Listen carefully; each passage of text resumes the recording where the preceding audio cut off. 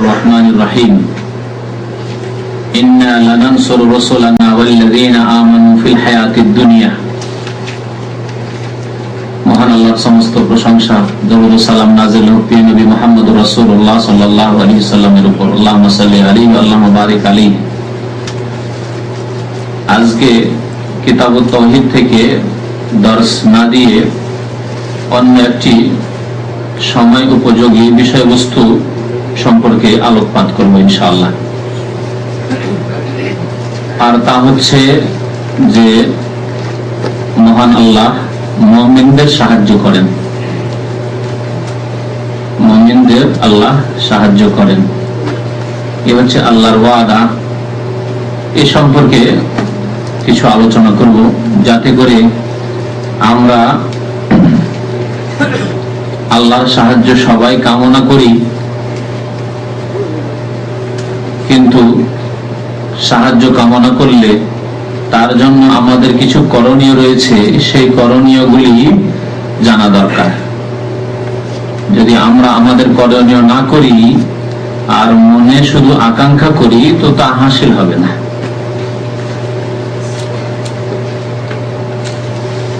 দুনিয়ারি কাজ হোক আর দিনের কাজ হোক, ধর্মীয় কাজ হোক, ইসলামের কাজ হোক, আর আপনার নিজ হোক দুনিয়াদারির পার্থিব কাজ হোক, যে কোনো ভালো আশা করলে তার জন্য কিছু করণীয় আছে না নেই? ভালো আশা করলে তার করণীয় আছে। তো আল্লাহর সাহায্য মুমিনদের জন্য হোক, এটি আমাদের মনের কামনা বাসনা। সুতরাং এর জন্য আমাদের করণীয় আছে, কিছু ফরজ আছে, দায়িত্ব আছে। সেই দায়িত্ব সম্পর্কে একটু স্মরণ করিয়ে দেওয়ার জন্য, যাতে করে আমরা যারা ইসলাম প্রিয় মানুষ, যারা ইসলামকে ভালোবাসি, দ্বীনকে ভালোবাসি, আল্লাহর নাযিলকৃত দ্বীন ভালোবাসি, আমরা আল কোরআনকে ভালোবাসি, হাদিসে রাসূলকে ভালোবাসি, সর্বোপরি মহান আল্লাহ রাব্বুল আলামিনকে ভালোবাসি, আমরা প্রিয় নবী মুহাম্মদুর রাসূলুল্লাহ সাল্লাল্লাহু আলাইহি সাল্লামকে ভালোবাসি, আমরা প্রত্যেক মুমিন মুসলিম আল্লাহওয়ালা ভাইদেরকে। সুতরাং আমাদের করণীয় কি? আমরা নিজেরা করব এবং অন্যদেরকে সেই দিকে দাওয়াত দেব, আহ্বান করব। এটি প্রথম আমাদের কাজ। আমাদের করণীয় কি? আমরা করব এবং আমরা সেই দিকে দাওয়াত দেব। আর যেসব তথাকথিত মুসলিম রয়েছে যারা মনে কামনা তো করে যে খুব সুখে থাক, কিন্তু তাদের মন দিন থেকে গাফিল, ঈমান থেকে গাফিল, ইসলামের ফরজ ওয়াজিবাত বিধিবিধান থেকে গাফিল, কোরআনী বিধান থেকে, আদেশ নিষেধ থেকে গাফিল, রাসূলুল্লাহ সাল্লাল্লাহু আলাইহি ওয়াসাল্লামের আদর্শ থেকে গাফিল, বরং তারা ইচ্ছুক নয়। শুধু গাফেল থাকলে গাফেলকে সচেতন করা যায়। যে গাফেল থাকে, বেখেয়াল থাকে, তাকে খেয়াল করিয়ে দেওয়া যায়, তাহলে সংশোধন করে। কিন্তু মুসলিম উম্মার অধিকাংশ মানুষ আজকাল তাদের ঘুমে ডুবে রয়েছে ঘুমে, এবং এই ঘুম থেকে তারা জাগতে চায় না, এই ঘুম থেকে তারা জাগতে চায় না। তাদের জন্য আল্লাহর কাছে আমরা অভিযোগ করি, নাশকু ইলাল্লাহ, যে আল্লাহ এইরকম নামধারী মুসলিমদের আল্লাহ সংশোধন তুমি করে দাও, বলুন আমিন। আল্লাহ রাব্বুল আলামিন মুমিনদের সাথে সাহায্যের ওয়াদা করেছেন। এই মর্মে কোরআনে কারীমের বহু আয়াত রয়েছে। কিছু আয়াত আপনাদেরকে শোনাবো। সূরা গাফিরের 51 নম্বর আয়াত, মহান আল্লাহ ইরশাদ করেছেন, ইন্না লানানসুরু রাসূলানা, নিশ্চয় নিঃসন্দেহে আমি আমার রাসূলগণকে সাহায্য করি। ইন্না নিশ্চয়, আর লানানসুরু, লা মানে অবশ্যই, তার মানে ডবল ডবল তাকিদের সাথে আল্লাহ বলেছেন নিশ্চয়, নিশ্চয় বা নিঃসন্দেহে, অবশ্যই। লানানসুরু রাসূলানা, আমি আমার রাসূলগণের সাহায্য করি, ওয়াল্লাযীনা আমানু, আর যারা ঈমানদার তাদের সাহায্য করি, যারা মুমিন তাদের সাহায্য করি। ফিল হায়াতিদ দুনিয়া, সাহায্য কখন? শুধু জান্নাতে আল্লাহ নিয়ে যাবেন বাস। কারণ আখিরাতের ব্যাপার সবাইকে এক শ্রেণীর মানুষরা খুব ধারের আর দূরের ব্যাপার মনে করে।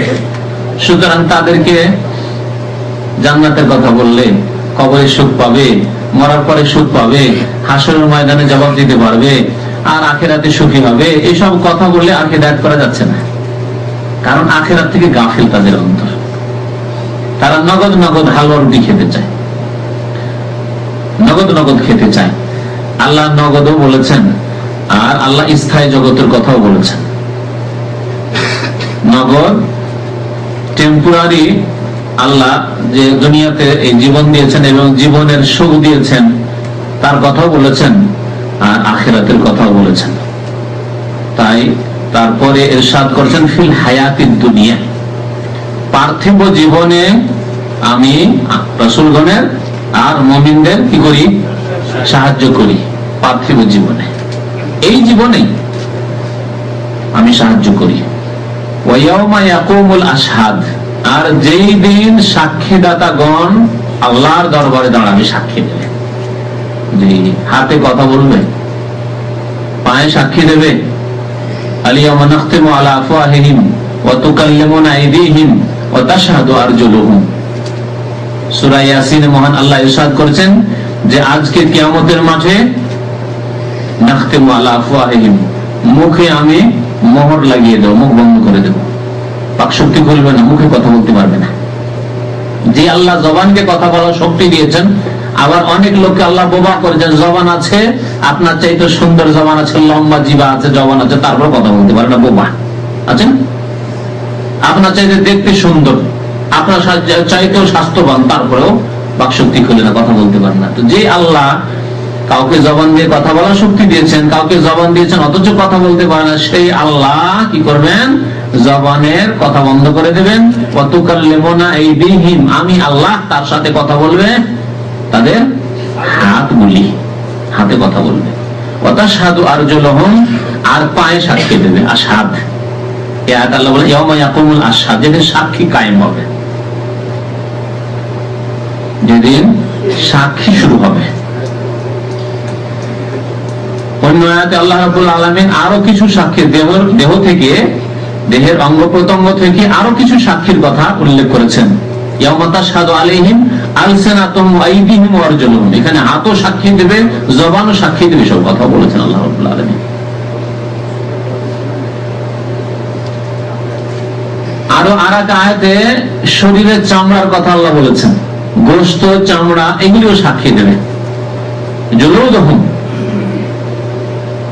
যখন বিরুদ্ধে সাক্ষী দেবে পাপী গুনাহগারের, তখন নিজের শরীরকে, নিজের চামড়াকে, নিজের অঙ্গ প্রত্যঙ্গ বলে লেমা শাহিদতুম আলাইনা, লেমা শাহিদতুম আলাইনা, আমার বিরুদ্ধে তোমরা কেন সাক্ষী দিলে? হাত বলে তুমি কেন সাক্ষী দিলে? পাকে বলে তুমি কেন আমার বিরুদ্ধে সাক্ষী দিলে? তোমাকে তো জাহান্নামে যেতে হবে, তোমাকে তো শাস্তি পেতে হবে। হ্যাঁ, চামড়াকে বলো শরীরের, কেন তুমি সাক্ষী দিলে আমার বিরুদ্ধে? লেমা শাহিদতুম আলাইনা। তখন অঙ্গ প্রত্যঙ্গ, শরীরের চামড়া, এগুলি বলবে আনতাকানাল্লাহুল্লাযী ক্বালু আনতাকানাল্লাহুল্লাযী আনতাকা কুল্লা শাই, সে আল্লাহই তো আমাকে বলার শক্তি দিয়েছেন এবং বলতে বাধ্য করেছেন, যে আল্লাহ প্রত্যেক বস্তুকে, প্রত্যেক ব্যক্তিকে বলার শক্তি দিয়েছেন। আল্লাহ তোমাকে যেমন বলার শক্তি দিয়েছেন, আল্লাহ রাব্বুল, সেই আল্লাহ আমাকে বলিয়েছেন, বলতে হবে, তো উপায় নেই, আল্লাহর আদেশে বলেছি। তো ইয়াউমা ইয়াকুমুল আশহাদ মানে কিয়ামতের দিনে, যেই দিন প্রত্যেক মানুষের পক্ষে অথবা বিপক্ষে সাক্ষী কায়েম হবে, পক্ষে অথবা বিপক্ষে সাক্ষী কায়েম হবে। প্রত্যেক মানুষকে এর প্রতি ঈমান রাখতে হবে যে আমার পক্ষে সাক্ষী হবে, আর না হলে আমার বিরুদ্ধে সাক্ষী হবে। এই মর্মে একটি হাদিস মনে চলে আসলো, তাও শোনাই। কোরআনে কারীম সাক্ষী দেবে, কোরআনে কারীম সাক্ষী দেবে, দেবে। নবী করিম সাল্লাল্লাহু আলাইহি সাল্লাম একটি বড় হাদিসের শেষ অংশে বলেছেন, ওয়াল কোরআন হুজ্জাতুল লাকা আও আলাইকা, কোরআন তোমার পক্ষে সাক্ষী দেবে। লাকা মানে তোমার, পক্ষে সাক্ষী দেবে।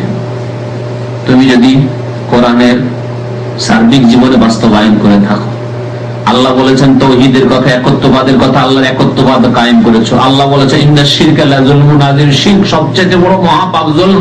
তুমি তোমার মধ্যে শিরকের গন্ধ পর্যন্ত ছিল না, শিরকের লেশ পর্যন্ত ছিল না। তুমি না কবর, না মাজার, না ফকির, না দরবেশ, না প্রতিমা, না পীর, না ভণ্ডামি, এসব কিছু ছিল না তোমার মধ্যে। সব থেকে পাক ছিলে তুমি। আর আল্লাহ রাব্বুল আলামিন বলেছেন আকিমুস সালাহ, তুমি সালাত কায়েম করেছিলে। আল্লাহ বলেছেন আতুজ যাকাত, তুমি যাকাত প্রদান করেছিলে।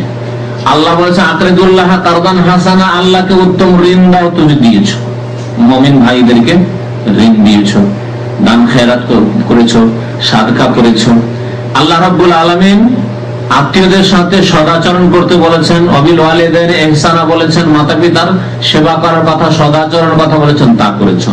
আল্লাহ বলেছেন স্বামী স্ত্রী একের অন্যের উপর হকের কথা, তা করেছো। আল্লাহ রাব্বুল আলামিন কুতিবা আলাইকুমুস সিয়াম বলেছেন, তুমি পালন করেছো। এক কথায় কোরআনে কারীমের বিসমিল্লাহির রহমানির রহিম আলহামদুলিল্লাহি রাব্বিল আলামিন থেকে শুরু করে মিনাল জিন্নাতি ওয়ান নাস পর্যন্ত যে আসমানি সিলেবাস রয়েছে, তার তুমি বাস্তবায়ন করেছো। জি, যদি করে থাকি আমরা, তাহলে আল কোরআন হুজ্জাতুল লাকা, কোরআন আপনার জন্য হুজ্জত, সাক্ষী হবে। সেদিন প্রমাণ পেশ করবে, আপনার পক্ষ থেকে সাফাই পেশ করবে আল কোরআনুল কারীম। জি, আও আলাইকা, আর কিছু লোক হবে যারা কোরআনের বাস্তবায়ন করেনি, আর সমাজে তাদেরই সংখ্যা বেশি। আল্লাহ বলেছেন আমার শুকরগুজার বান্দা খুব কম হবে। কোরআন যাদের পক্ষে সাক্ষী দিবে কালিলু মিন ইবাদিয়াশ শাকুর, তাদের সংখ্যা হচ্ছে কালিল। কালিল মানে অল্প। তাহলে অধিকাংশ মানুষ এক তো অমুসলিম, কুফফার, তারপরে মুসলিমদের মধ্যে ফুসাকুল মুসলিমিন, বেনামাজি নামধারী মুসলিম, চামড়া কাটা মুসলিম, বাস শুধু শুধু শুধু। তো যাদের মুসলিম হওয়া শুধু চামড়া কাটাই সীমিত, তো সেসব মুসলিম, তাহলে এইসব সংখ্যা নিয়ে কত বেশি তারা হয়ে যাবে। সুতরাং আল্লাহ শুকরগুজার বান্দা অতি অল্প হবে যাদের পক্ষে সাক্ষী যাবে, আর বিপক্ষে সাক্ষী যাবে অধিকাংশ লোক যারা কোরআনী বিধানকে অস্বীকার করেছে। আও আলাইকা, কোরআন তোমার বিরুদ্ধে সাক্ষী দেবে। জি, তাহলে ইয়াউমা ইয়াকুমুল আশহাদ, যেই দিন সাক্ষী কায়েম করা হবে আল্লাহ রাব্বুল আলামিনের দরবারে, হাসরের মাঠে, বিচার দিবসে, সেই দিন আমি আমার রাসূলগণের সাহায্য করব, আর ওয়াল্লাযিনা আমানু, ঈমানদারদের সাহায্য করব। আল্লাহু আকবার। তাহলে সেই দিন আর কোনো চিন্তা নেই মুমিনের জন্য। কোন চিন্তা আছে নাকি? ভয় আছে? নেই। চিন্তাও নেই, ভয়ও নেই। তাই আল্লাহ রাব্বুল বলেছেন যে আলা ইন্না আউলিয়া আল্লাহি লা খাউফুন আলাইহিম ওয়া লা হুম ইয়াহজানুন, যারা আল্লাহর প্রিয় বান্দা, আল্লাহর বন্ধু, তাদের লা খাউফ, না ভয় আছে, ওয়া লা হুম ইয়াহজানুন, আর না তারা চিন্তিত হবে। কোনো চিন্তা নেই। তারা কারা? তারা ময়লা আবর্জনা তাদের কাপড় চোপড়ে থাকে, আর চুলে জটা বেঁধে যায়, আর তারাকে মনে করা হয় আল্লাহর বলি, আর তারা কবর মাজার নিয়ে বসে ব্যবসা করে, বিনা পুঁজির ব্যবসা। তারা ভারত উপমহাদেশ, ভারত, বাংলাদেশ, পাকিস্তানের সমাজে আউলিয়াউল্লাহ তাই। এ হচ্ছে আমাদের ইমানি দৌড়, এ হচ্ছে আমাদের ইসলামের অবস্থা, আমাদের ইসলামিক জ্ঞান। জি, যে ইসলাম হচ্ছে দিনুন নাজাফা, পরিষ্কার পরিচ্ছন্নতার দিন, যে ইসলাম হচ্ছে দিনুন তাহারা, পবিত্রতার দিন। আত্মহুরুস শাতরুল ঈমান, ঈমানের অর্ধেকই হচ্ছে পবিত্রতা। আর তারা মাসকে মাস, বছরকে বছর গোসল করে না, আর তাদের কাপড় চোপড়, শরীর সব নাপাক, একবারে সাধু সন্ন্যাসী হিন্দুদের মতো। আর তারাই হচ্ছে আউলিয়া কিরাম মুসলিম সমাজের। বুঝতে পারছেন তো? তাদের কথা আল্লাহ বললেন লা খাউফুন আলাইহিম ওয়া লা হুম ইয়াহজানুন। যারা গাঁজা খায় তাদের কথা না, যারা সিগারেট খায়, যাদের মুখের কাছে যাওয়া যায় না, যাদের স্ত্রী যদি সিগারেট না খাওয়া অভ্যাস থাকে, তাহলে তাদের কাছে গেলে বমি হয়ে যায় তাদের স্ত্রীদের, এরকম খবর আছে আমাদের কাছে। সিগারেট গো নতুন বিয়ে করেছে, আর তারপরে স্ত্রীর কাছে মুখ নিয়ে যেতে পারে, আর মুখ নিয়ে গেলে স্ত্রী বমি করতে শুরু করে। জি, এরকম অনেক খবর আছে আমাদের কাছে, এদের কথা বলা হয়নি। আমার কাছে বর্ণপীড়া সিগারেট খায়, জর্দা খায়, তামাক খায়, গাঁজা খায়, হাশিস খায়, জি, হিরোইন খায়, এসব খায়।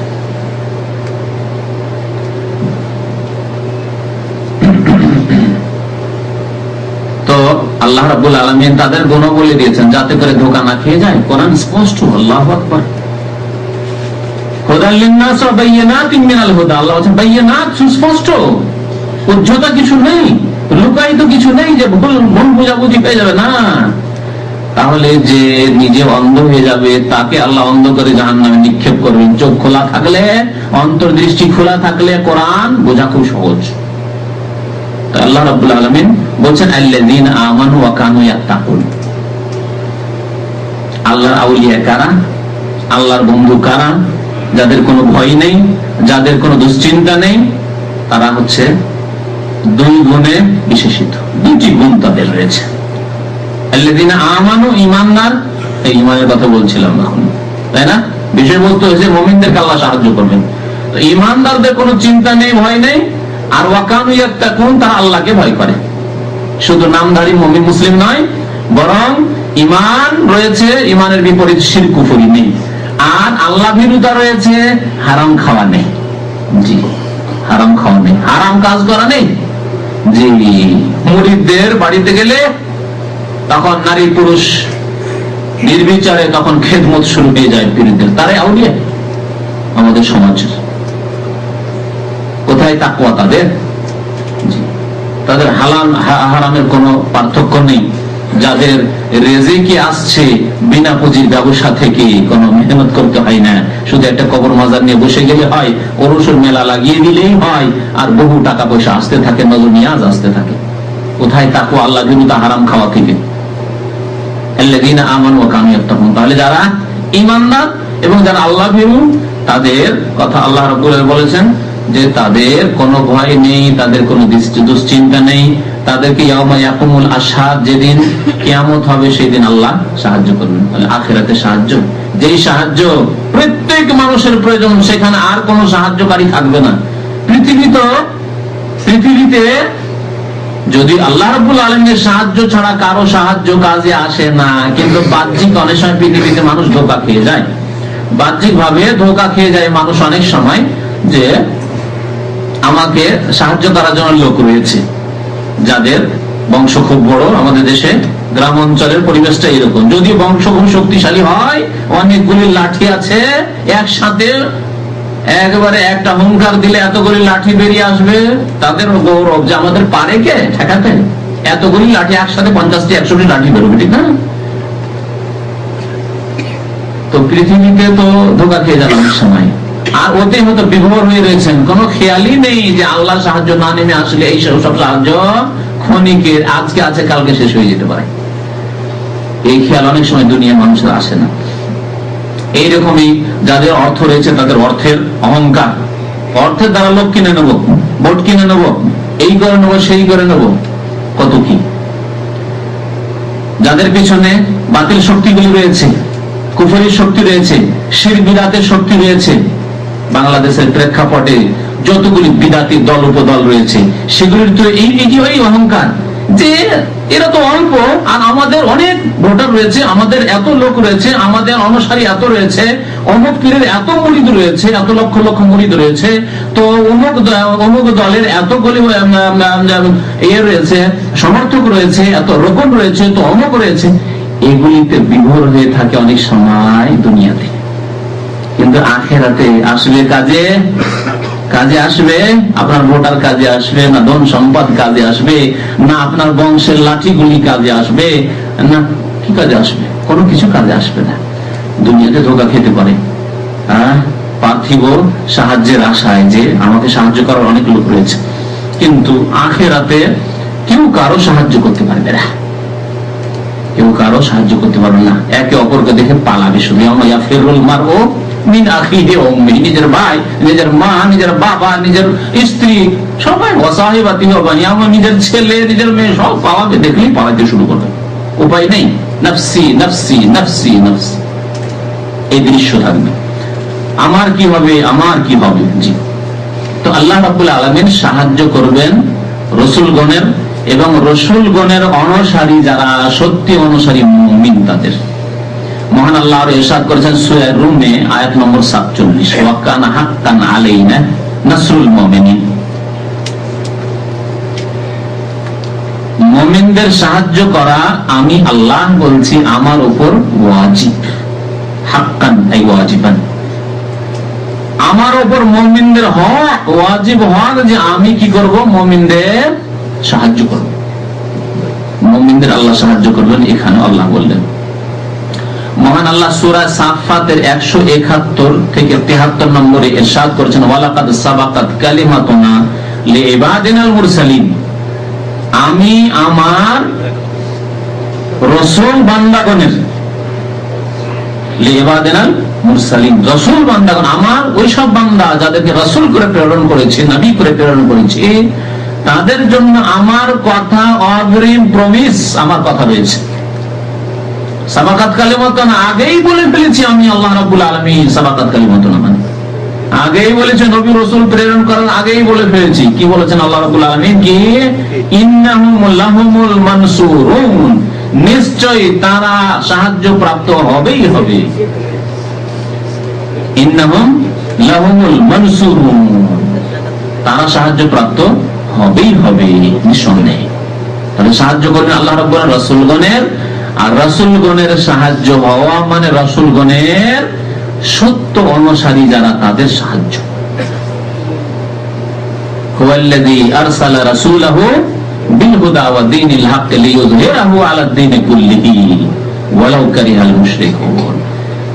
আল্লাহ সেই সত্তার নাম যে সত্তা আরসালা রাসূলাহু, রাসূল কে প্রেরণ করেছেন মুহাম্মদ সাল্লাল্লাহু আলাইহি ওয়াসাল্লামকে, বিল হুদা হিদায়াত নিয়ে, সঠিক পথের দিশা নিয়ে, সঠিক পথের দিশা দেওয়ার জন্য এসেছিলেন দিশেহারা মানুষকে। ওয়া দীনিল হক, আর সত্য বিধান, আসমানি বিধান নিয়ে এসেছিলেন। দীনিল হক, সত্য দিন নিয়ে, হক দিন নিয়ে। কি জন্য আল্লাহ রাসূল প্রেরণ করেছিলেন? মার খাবে এই জন্য? সারা কাল মার খেতেই থাকবে, গোলামি করতেই থাকবে না।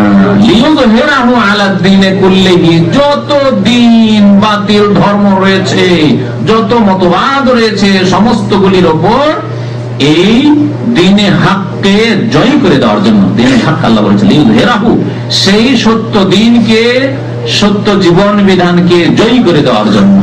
তাহলে যদি আল কোরআন জয়ী হয়, রাসূলুল্লাহ সাল্লাল্লাহু আলাইহি ওয়াসাল্লামের হাদিস যদি জয়ী হয়, দ্বীন ইসলাম জয়ী হয়, তো মুসলিমরা জয়ী হবে না? মুসলিম মার খাবে আর কোরআন সম্মানিত হবে কোত্থেকে? মুসলিমদের হাতেই, মুমিনদের হাতেই তো কোরআন সম্মানিত হবে, শক্তিশালী হবে কোরআনের বিধান। তাহলে যখন ইসলামকে আল্লাহ জয়ী করবেন, দ্বীনে হককে জয়ী করবেন, তো দ্বীনে হককে যারা অনুসারী খাঁটি মুমিন তাদেরকে আল্লাহ জয়ী করবেন আলা দ্বীনে কুল্লি, সমস্ত মতবাদের অনুসারী বাতিল পন্থীদের উপর। ওয়ালাউ কারিহাল মুশরিকুন, যদিও মুশরিকরা তা বরদাস্ত করতে পারে না, মুশরিক চাই না। আজকে দেখুন সারা পৃথিবীতে দুটি ছাউনি রয়েছে, দুটি ক্যাম্প রয়েছে, একটি ইমানি ক্যাম্প, একটি হচ্ছে কুফরি ক্যাম্প। যখনই কোন মুসলিমদের সমস্যা, তখন কুফরি শক্তিগুলি সব এক হয়ে যাচ্ছে। কেউ নিজের ফেসকে সামনে নিয়ে চলে আসছে আর স্পষ্ট তার কুফরি এবং ইসলামের শত্রুতা জাহির হয়ে যাচ্ছে, ইসলামের বিরুদ্ধে তার উক্তি শুরু হয়ে যাচ্ছে। আর কেউ কেউ লুকিয়ে পিছনে আছে, আল কুফরু বিল্লাহি ওয়াহিদা, হিজবুল্লাহ ওয়া হিজবুশ শায়াতান। আল্লাহ কোরআনে বিভিন্ন ভাষায় তাদের কথা উল্লেখ করেছেন, আহলে ঈমান আর আহলে কুফর। তো লিইয়ুযহিরাহু আলা দ্বীনি কুল্লিহি ওয়ালাউ কারিহাল মুশরিকুন, এজন্য মুশরিক কষ্ট পায়। মুমিন যদি সুখী হয় যে কোনো দিক দিয়ে, তো মুশরিক কষ্ট পায়। আমি দেখেছি বাস্তবে এরকম জীবনে। বিদেশে আসছি, তখন কাফের অফিসার জিজ্ঞেস করছে কি কাজে যাবেন আপনি? যাবো এরকম কাজে। কাজটা যখন তাকে ভালো লাগলো, তখন মনে হচ্ছে যে চেহারাটা কালো হয়ে গেল, মুসলমান এরকম সুযোগ পায় কি করে, মুসলমান কি করে সুযোগ পায়? জি, বাস্তব সত্য কথা বলছি। প্রফেশন শুনে, পেশা শুনে, আর সুযোগ সুবিধা শুনে কাফের চেহারা কালো হয়ে যায়। তাহলে মুসলিমের ঘরে একটি পয়সা ঢুকলেও কাফের কি কষ্ট হয়? এটি কাফের ফিতরাত। তাহলে সামান্য একটা পয়সা যদি মুসলিমের ঘরে ঢুকে তাতেই যদি কষ্ট হয়, তাহলে মুসলিম যদি নিরাপত্তায় থাকে তাহলে কত কষ্ট হচ্ছে, মুসলিম যদি আরামে সুখে থাকে তাহলে কত কষ্ট, মুসলিম যদি পারিবারিক দিক দিয়ে সুখে থাকে তাহলে কত কষ্ট, মুসলিম দেশে যদি স্থিতিশীলতা থাকে তাহলে কাফেরকে কত কষ্ট লাগে, মুসলিম দেশ যদি ঋণমুক্ত হয়ে যায় তাহলে কাফেরকে কত কষ্ট লাগে, মুসলিম দেশ যদি তাদের দ্বারস্থ না হয়, তাদের দেশ থেকে কিছু আমদানি না করার প্রয়োজন মনে করে, তাহলে কাফেরকে কত কষ্ট হতে পারে। বুঝতে শিখুন। কোরআনের সত্যকে উদ্ঘাটন করে দেওয়া হয়েছে, তুলে ধরা হয়েছে সত্যকে, কাফেরদের অন্তঃকরণ বর্ণনা করে দেওয়া হয়েছে। তো মহান আল্লাহ বলছেন ইন্নাহুম লাহুমুল মানসুরুন, রাসূলগণ সাহায্য প্রাপ্ত হবেন, ওয়া ইন্না জুনদানা লাহুমুল গালিবুন, আর আমার সৈনিকরা জয়ী হবে। আল্লাহু আকবার। আল্লাহ বলেছেন জুনদানা, আমার সৈনিক।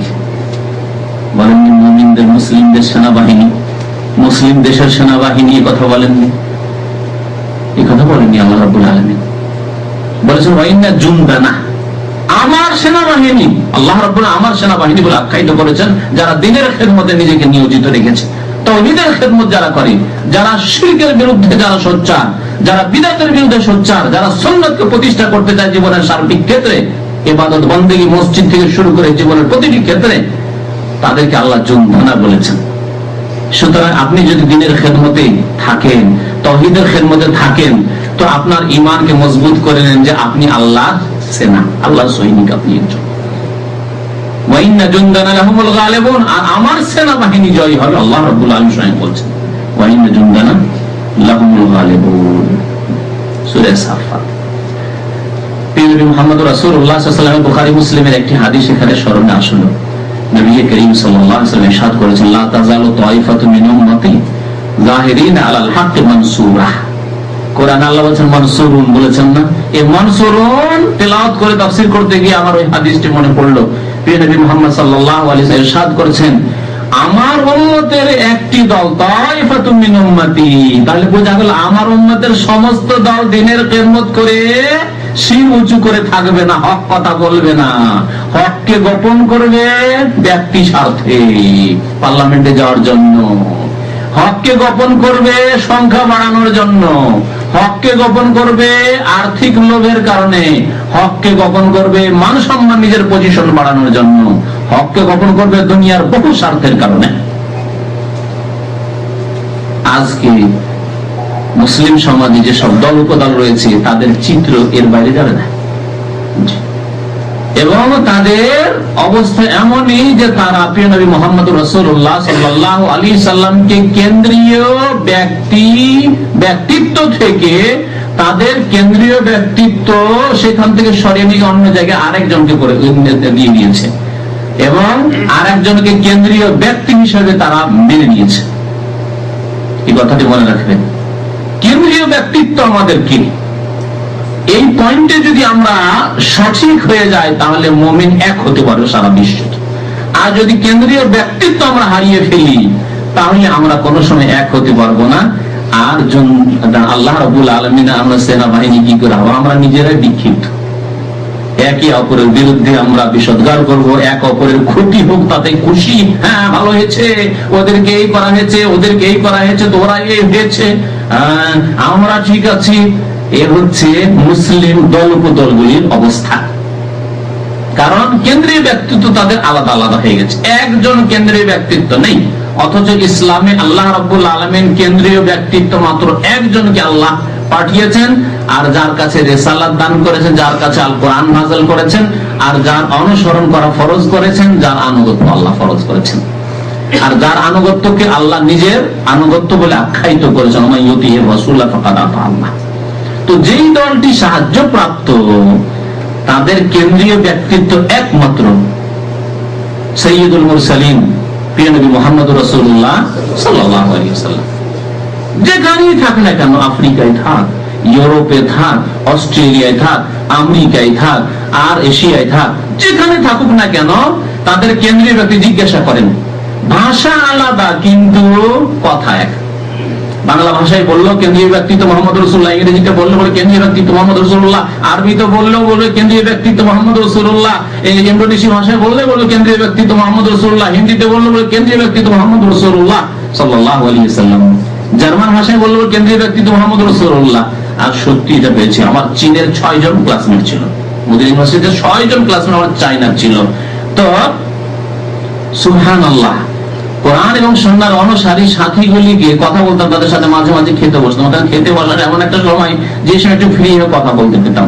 ক্লাসে তো ব্যস্ত থাকতাম প্রফেসরের কথা শোনার জন্য, ওস্তাদের কথা শোনার জন্য। কারণ খেতে যখন বসতাম টেবিলে গোল হয়ে, তখন মাঝে মাঝে তাদের সাথে বসতাম। আমি একজন ব্যতিক্রম মানুষ, আমাদের দেশে এই রোগ রয়েছে যে নিজের দেশিদের কাছে বসা অভ্যাস হয়েছে। হ্যাঁ, তো এই অভ্যাসটির আমি একটু ব্যতিক্রম করতাম। মাঝে মাঝে বিভিন্ন দেশের ভাইদের সাথে বসতাম, যাতে করে তাদের মুসলিম ভাইদের অবস্থা, ইসলামের অবস্থা সেখানকার জানতে পারি, যেটা আমার জীবনেও কাজ দেবে আর আমাদের ইমানের ক্ষেত্রেও কাজ দেবে। আর এটি আমার মুমিন ভাইকে যে আমি মহব্বত করি তার একটি দলিল হিসেবে আল্লাহ রাব্বুল আলামিনের কাছে আমি পেশ করতে পারবো যে আমি ইমানের জন্য ভালোবাসা রাখি, আমি জমিনের জন্য, মাটির জন্য ভালোবাসা রাখি না, আমি ভাষার জন্য ভালোবাসা রাখি না, আর আমি রং দেখেও ভালোবাসা রাখি না। আফ্রিকান কালো যাদের সাথে অনেকে বসতে কিন্তু শীত করতো যে বসবো কালোদের কাছে, এই বঙ্গ আসে, তুই আসে, তাদের টেবিলে বসে একসাথে খেতাম। আমার এক আফ্রিকান বন্ধু ছিল, এত মানে ভালোবাসতো যে সে আমাকে হজে নিয়ে গেছে তার গাড়িতে করে, তার দেশের কাউকে নেই, বলছে না তোমাকে নিয়ে যাবো হজে, চলো আমার সাথে হজ করো। তার গাড়ি, তার পরিবার থাকে মক্কায়, বলছে আমার কাছে গাড়ি আছে, কেন যাবে অন্য কারোর সাথে, আর খরচ করে কেন যাবে, আমার সাথে হজ করো। এটা হচ্ছে ইমানি সম্পর্ক। এইরকম সম্পর্ক আমাদের হইতে হবে, ইমানি সম্পর্ক হইতে হবে। তো বলছিলাম কি বলছিলাম, হ্যাঁ, তো ওই সব ভাইদের কাছে শুনতাম একই কথা, যেই কথা আমি বলি সেই কথা সে বলে। যে কথাটি বললেন, কেন্দ্রীয় ব্যক্তি একমাত্র রাসূলুল্লাহ সাল্লাল্লাহু আলাইহি সাল্লাম, যে কথাটিকে আমি সুন্নাত বলছি সেই সুন্নাত, যেটি বিদআত সেও বিদআত বলে, যা তাওহীদ সেও তা তাওহীদ মানে, যা শিরক সেও মানে যে শিরক। জি, এমনটা নয় যে চাইনা গিয়ে কবর পূজা ধর্মে পরিণত হয়েছে, যেমন আমাদের উপমহাদেশ আর সৌদি আরবে কবর পূজা হচ্ছে শিরক, আর আমাদের দেশের কবর পূজার নামে হচ্ছে কবরের মাজারে গিয়ে ওরসের মেলা করে হচ্ছে ধর্মকর্ম। কত পার্থক্য দেখেন না। কিন্তু আকীদা যখন এক হয়ে যাবে, বাংলাদেশের মানুষ, ভারতের একজন মানুষ, একজন পাকিস্তানের মানুষ, যখন কেন্দ্রীয় ব্যক্তি মুহাম্মদুর রাসূলুল্লাহ সাল্লাল্লাহু আলাইহি ওয়াসাল্লাম, আর আমাদের লক্ষ্য উদ্দেশ্য তাওহীদ প্রতিষ্ঠা, অন্য কোনো উদ্দেশ্য না। উদ্দেশ্য দল বাড়ানো নয়, সংখ্যা বাড়ানো নয়, আর উদ্দেশ্য একামতের দিনের বাহানা দিয়ে কারো কাছ থেকে গদি ছিনিও না। আমরা কারো গদি ছিনিয়ে নিতে চাই না, আমরা সংশোধন করতে চাই, সৎ নেতৃত্ব চাই, কিন্তু ছিনিয়ে নিয়ে না। ওই লোকটিকে সৎ করতে চাই, ওই লোকটিকে নামাজি করতে চাই, ওই লোকটিকে পর্দানাসীন করতে চাই, ওই লোকটিকে আল্লাহ ভীরু করতে চাই। ইসলাম শেখায়নি যে উঠাওয়ার নামাও, টেনে ঘেঁচড়ে শুধু একজনকে উঠা একজনকে নামাও, এই কথা ইসলাম শেখায়নি। ইসলাম শিখিয়েছে যে ইসলাহ করো, ওমা উরিদু ইল্লাল ইসলাহ মাস্তাতা'তু ওমা তাওফীক ইল্লা বিল্লাহ। কোরআনে কারীমের কথা। আম্বিয়া রাসূলগণ যে দাওয়াত নিয়ে আসতেন কি বলতেন? ইন উরিদু ইল্লাল ইসলাহ, আমাদের লক্ষ্য উদ্দেশ্য টার্গেট হচ্ছে শুধু কি করা? ইসলাম মানে সংশোধন করা, সংস্কার করা। মাস্তাতা'তু যথাসাধ্য, আমাদের যতটা সাধ্যে কোলাচ্ছে, যতটা ক্ষমতা আছে, যাদের কাছে আমরা তাদের কানে কানে আওয়াজ পৌঁছে দিতে পারবো পৌঁছে দেবো, যেখান পর্যন্ত পৌঁছাতে পারবো। ওমা তাওফীক ইল্লা বিল্লাহ, আল্লাহ ছাড়া তৌফিক দাতা আর কেউ নেই। সুতরাং এক সেই মাস আমাদের অনেক ভাইরা বলে যে আপনারা কি ওদের মাদ্রাসায় কেন বলেন না? মাদ্রাসায় ওদের কাছে কানেক্ট পৌঁছে না, তাদের কাছে ক্যাসেট পৌঁছে না, তাদের কাছে বক্তব্য পৌঁছে না, তাদের কাছে কিতাব পৌঁছে না। তারপরে যদি কিতাব দেখলো, কিতাব তো কিতাব তাওহীদ না, তাওহীদ কিতাব তাওহীদ পড়া যাবে না, কিতাব ইত্তেবাই সুন্নাহ না, ওইসব কিতাব পড়া যাবে না। হ্যাঁ, যদি এই হয়, পড়বে মকসুদুল মুমিনিন, পড়বে বেহেশতি জেওয়ার, পড়বে নিয়ামুল কোরআন, দোয়া তাবিজ, হ্যাঁ এগুলি যদি পড়বে, আর যদি তাওহীদ সুন্নাহর কথা না পড়বে, তো দোষটা তো তাদের, নিজে থেকে তারা যদি কানা থাকতে চায়, আমার তাদের কাছে পৌঁছে দেওয়ার জন্য যথাসাধ্য আল্লাহ যথাসাধ্য তুমি পৌঁছো, তোমার সাথে যতটা হচ্ছে ততটা পৌঁছো। তারপর কে শুনছে না, কে মানছে না, তারা তাদের জবাবদেহি করবে। আমরা আল্লাহর হুজ্জত তাদের উপর কায়েম করে দিলাম। কাল কিয়ামতে আল্লাহ রাব্বুল আলামিন বলতে পারবে না যে তাদের কাছে সঠিক দাওয়াত পৌঁছানো হয়নি। তো আল্লাহ রাব্বুল আলামিন সাহায্য প্রাপ্ত বলেছেন ইন্নাহুম লাহুমুল মানসুরুন। তাদের কথা নবী করিম সাল্লাল্লাহু আলাইহি ওয়াসাল্লাম কি বলেছেন সেই হাদিসটি বলছিলাম, ফিরে আসি আবার ওইদিকে। লা তাযালু তাইফাতুন মিন উম্মতি, আমার উম্মতের একটি দল, তাহলে বহু দল গুমরাহির শিকার হবে। তাদের কেন্দ্রীয় ব্যক্তিত্ব অন্য কেউ। যে কেন্দ্রীয় ব্যক্তিত্ব সম্পর্কে আরেকটি কথা বলি যে ওই কেন্দ্রীয় ব্যক্তিত্ব যখন নবী সাল্লাল্লাহু আলাইহি ওয়াসাল্লাম ছাড়া অন্য কেউ করে ফেলেছে, তখন ওই কেন্দ্রীয় ব্যক্তিকে যদি টেনে নেন, ওখান থেকে সরিয়ে ফেলেন, তো ভাঙচুর, তাদের আর কিছু নেই, তাদের আর বেশ নেই, অস্তিত্ব নেই কিছু। তাদের ভিত কায়েম হয়েছে নবী সাল্লাল্লাহু আলাইহি ওয়াসাল্লামকে বাদ দিয়ে অন্য কেন্দ্রীয় ব্যক্তিত্বের উপর। ইলিয়াস সাহেবের উপর হোক, আর হাকিমুল উম্মতের উপরই হোক, আর মওদুদী সাহেবের উপর হোক, আর আপনার চিশতির উপর হোক, আর আপনার ফুরফুরার উপরে হোক, এইরকম ধরনের একটা করে, এগুলো সব কেন্দ্রীয় ব্যক্তিত্ব, তাদের কেন্দ্রীয় ব্যক্তিত্বে পরিণত হয়েছে। এই কেন্দ্রীয় ব্যক্তিত্বকে সরিয়ে ফেলেন, সব এক হয়ে যাবে। কারণ এসব কেন্দ্রীয় ব্যক্তিত্ব না, কেন্দ্রীয় ব্যক্তিত্ব একমাত্র মুহাম্মদুর রাসূলুল্লাহ সাল্লাল্লাহু আলাইহি ওয়াসাল্লাম, যার আদর্শ দিয়ে যাচাই বাছাই করতে হবে ইলিয়াসি মতবাদকে, মওদুদী মতবাদকে, যা দিয়ে যাচাই বাছাই করতে হবে চিশতি মতবাদকে, সাহারওয়ার্দী মতবাদকে, কাদেরী মতবাদকে, ফুরফুরা মতবাদকে, মুজাদ্দিদি মতবাদকে, সমস্ত মতবাদকে যাচাই বাছাই করতে হবে। যেমন গণতন্ত্রকে, যেমন সমাজতন্ত্র সমাজবাদকে, যেমন অন্য সমস্ত তন্ত্রকে, এসবকে যেমন যাচাই বাছাই করতে হবে নবী করিম সাল্লাল্লাহু আলাইহি ওয়াসাল্লাম যিনি কেন্দ্রীয় ব্যক্তিত্ব, তার আদর্শ, তার উসওয়া দিয়ে, তার সুন্নাত দিয়ে। জি, তো নবী করিম সাল্লাল্লাহু বলছেন যে আমার উম্মতের একটি দল, তাইফা বলেছেন, তাইফাতুন মিন উম্মতি যাহিরিনা, যারা জয়ী থাকবেন আলাল হককে, সত্যের উপর। কারণ মাঝে মাঝে দেখা যায় বাতিলের উপর থাকা সত্ত্বেও তারা জয়ী হয়ে যায়, বাতিলের উপর থাকা সত্ত্বেও মাঝে মাঝে জয়ী থাকে। তো দেখে অনেকে ধোঁকা খেয়ে যায় যে এরাই হয়তো সত্য নাকি। যেমন খোমেনি কিছুদিন এমন হুঙ্কার ছাড়া শুরু করলো, মনে হচ্ছে পৃথিবীকে গ্রাস করেই ফেলবে। ইসলামী বিপ্লব আর ভারতের এক দল, ভারত উপমহাদেশের এক দল এমন খোমেনিকে মোবারকবাদ দিতে লাগলো রাজনৈতিক স্বার্থের জন্য। ইমাম খোমেনি, তাদের বক্তারা, তাদের আন্তর্জাতিক বক্তা পর্যন্ত ইমাম খোমেনি বলে থাকে। যে খোমেনি লক্ষ লক্ষ মানুষ আজকে পূজা করছে, সেজদা করছে তার কবরে, মাজার বানিয়ে। তো মাজারের ধর্ম ওখান থেকে এসছে, ওই দেশ থেকে এসছে। নবী করিম সাল্লাল্লাহু আলাইহি ওয়াসাল্লাম বলছেন যে আমার উম্মতের একটি দল যাহিরিন আলাল হক, তো মাঝে মাঝে বাতিল একটু মাথা চাড়া দেয়, দেখে ধোঁকা খেতে পারে, কেউ ধোঁকা খাবেন না। তারা হকের উপর জয় নেই, বাতিলের উপর কিছুদিন মাথা চাড়া দিয়েছে। আল্লাহর হিকমত রয়েছে, আল্লাহ কোরআনে আরেক জায়গায় বলছেন যে আমি জামানার আবর্তন বিবর্তন নিয়ে আসি, উত্থান পতন, একবার উঠা নামা করি, যাতে করে যদি কিছু গাফিলতি চলে আসে মুসলমানদের মধ্যে, কিছু মরিচা লেগেছে তাদের আকীদা আমলে, মরিচাগুলি ছুটে যাক। মরিচা বুঝছেন তো, লোহার মরিচা লাগলে ছুটাইতে হয়, যেন আগুনে দিতে হয়। তো মুসলমানদেরকে আল্লাহ রাব্বুল আলামিন আগুনে দিচ্ছেন কিছু শাস্তি, যাতে এদের মরিচাগুলি ছুটে যায়। আকীদার মরিচা লেগে গেছে, তাসাউফের মরিচা, শিরক বিদআতের মরিচা, ওরসের মরিচা, আর আমলের মরিচা, বেনামাজি হওয়ার মরিচা, ফিল্ম দেখার মরিচা, পাপ করার মরিচা, ঘরে ঘরে পাপের শেষ নেই, হারাম খাওয়ার মরিচা, বিচ্ছিন্নতার মরিচা, কত রকমের মরিচা। নবী সাল্লাল্লাহু আলাইহি ওয়াসাল্লামের কেন্দ্রীয় ব্যক্তিত্ব থেকে সরে গিয়ে অনেক অনেক কেন্দ্রীয় ব্যক্তিত্ব কায়েম করে ফেলেছে। আর যাদের কথা তাদের কাছে একবার শিরোধার্য, একবারে মানতেই হবে তাদের কথা। তারা বলেছেন, বড়রা বলেছেন, হুজুর অমুক বলেছেন, কুল্লু হিজবিন বিমা লাদাইহিম ফারিহুন। মহান আল্লাহ বলছেন তাদের আচরণ কেমন, প্রত্যেক দল নিজ নিজ মতবাদ নিয়ে খুশি, খুশিতে ফেটে পড়ছে তারা। আল্লাহ বলছেন বিমা লাদাইহিম ফারিহুন, অন্যদিকে আর দেখতে চায় না, কোরআন সুন্নাহ পড়তে চায় না, শিখতে চায় না তারা। কুল্লু হিজবিন বিমা লাদাইহিম ফারিহুন। তো যাহিরিন আলাল হক, সত্যের উপর জয়ী থাকবেন। আর কি, মানসুরা, সাহায্য প্রাপ্ত হবেন তারা। তারা কি হবেন? সাহায্য প্রাপ্ত হবেন কার পক্ষ থেকে? আল্লাহর পক্ষ থেকে। যে কথা আল্লাহ কোরআনের এই আয়াতে বলেছেন, কতদিন লা ইয়াদুররুহুম মান খাযালাহুম, যারা তাদেরকে অপদস্থ করতে চাইবে, লাঞ্ছিত করতে চাইবে, তাদের মানহানি করতে চাইবে, তাদেরকে কষ্ট দিতে চাইবে, তাদের কোনো ক্ষতি করতে পারবে না, কোনো ক্ষতি করতে পারবে না, হাত্তা ইয়াতি আমরুল্লাহ, যতক্ষণ আল্লাহর আদেশ মানে কিয়ামত না চলে আসবে।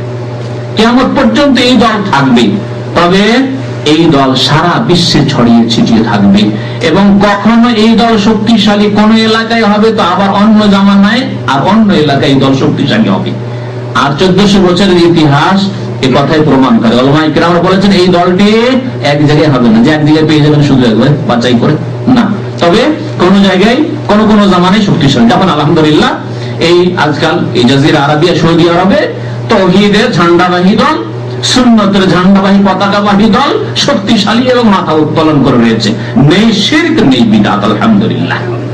কিন্তু যদি 200 বছর একটু এগিয়ে চলে যান, আর 200 বছর আগের কথা, তাহলে না, তখন আল্লাহ রাব্বুল আলামিন এই তাওহীদের ঝান্ডা আর অন্য কাউকে দিয়ে রেখেছিলেন। কিন্তু এই দাওয়াত ছিল, সত্যের দাওয়াত ছিল। আরো 200-400 বছর আগে চলে যান, তখন তাওহীদের ঝান্ডা পতাকা হয়তো আর কোথাও ছিল। ইমাম বুখারী রাহমাতুল্লাহ আলাইহি যেখান থেকে পয়দা হলে বোখারা, সেখানে 1917 থেকে নিয়ে এই 90 দশক 1990 এর কাছাকাছি পর্যন্ত সেখানে কমিউনিজমের পতাকা থাকলো, লাল পতাকা, ঠিক না? সেখানে ইমাম বুখারী জন্ম নিয়েছেন, আজারবাইজান ইমাম তিরমিজি জন্ম নিয়েছেন, কত বড় বড় উলামায়ে কেরাম যাদেরকে দিয়ে আল্লাহ রাব্বুল আলামিন এমন খেদমত নিয়েছেন যে খেদমত কিয়ামত পর্যন্ত থাকবে এবং মুসলিমদের ঘরে ঘরে সেই খেদমতের আসার প্রভাব থাকবে। আছে না নেই? চিন্তা করেন। এই দলের অন্তর্ভুক্ত তারা আইম্মায়ে কেরাম, লা ইয়াদুররুহুম মান খাযালাহুম, তাদেরকে ক্ষতি সাধন করতে পারবে না, কিয়ামত পর্যন্ত এই দল থাকবে। আল্লাহ রাব্বুল আলামিন সেই দলের আমাদের প্রত্যেককে অন্তর্ভুক্ত হওয়ার জন্য তৌফিক দান করেন। আল্লাহ যেন আমাদেরকে সাদরে গ্রহণ করে নেন, আমিন। বলছিলাম মুমিনদের কথা, যে আল্লাহ কি করবেন? মুমিনদের সাহায্য করবেন, তাই না? তাহলে মুমিন কারা, তাদের সম্পর্কে জানতে হয়। মুমিন কারা? মুমিন যাদের একত্ববাদ তাওহীদ ঠিক আছে, আর যাদের মধ্যে শিরকের গন্ধ পর্যন্ত নেই। এই সম্পর্কে কোরআনে কারীমের বেশ কিছু আয়াত রয়েছে। যাদেরকে আল্লাহ সাহায্য করবেন তাদের জন্য প্রথম শর্ত যে তাওহীদি জনতা হইতে হবে আর শিরক থেকে মুক্ত হইতে হবে। ওয়াল্লাযীনা ইজতানাবুত তাগুত আন ইয়াবুদুহা ওয়া আনাবু ইলাল্লাহি লাহুমুল বুশরা ফাবাশশির ইবাদ। সুসংবাদ সাহায্যের ওই লোকদের জন্য যারা তাগুতের পূজা থেকে বেঁচে থাকে, তাগুতের পূজা থেকে, শিরক থেকে বাঁচতে হবে। আল্লাহ ছাড়া অন্যের ইবাদত বন্দেগী, অন্যকে সিজদা করা, অন্যের কাছে প্রার্থনা করা, অন্যের কাছে সাহায্য কামনা করা। আর এই কথা বলা আজকাল এক শ্রেণীর মুসলিম যারা কবর মাজারে ধর্মে বিশ্বাসী, তারা বলছে যত গোলা বর্ষণ হইল ইরাকের উপর, বাগদাদের উপর, যদি বড় পীর সাহেবের মাজার সেখানে না থাকতো তাহলে কিচ্ছু থাকতো না, ধ্বংস হয়ে যেত। দেখছেন, এত মার খাওয়ার পরেও শিখে না, এত মার খেলো তারপরেও শিখলো না, বলছে যে কিছুই থাকতো না, সেখানকার ধুলো মাটি কিচ্ছু থাকতো, সব শেষ হয়ে যেত, এত গোলা বর্জন হয়েছে। কিন্তু যেহেতু বড় পীর গৌসুল আজমের সেখানে মাজার মোবারক আছে, সেই জন্য বেঁচে আছে, ঠিক আছে।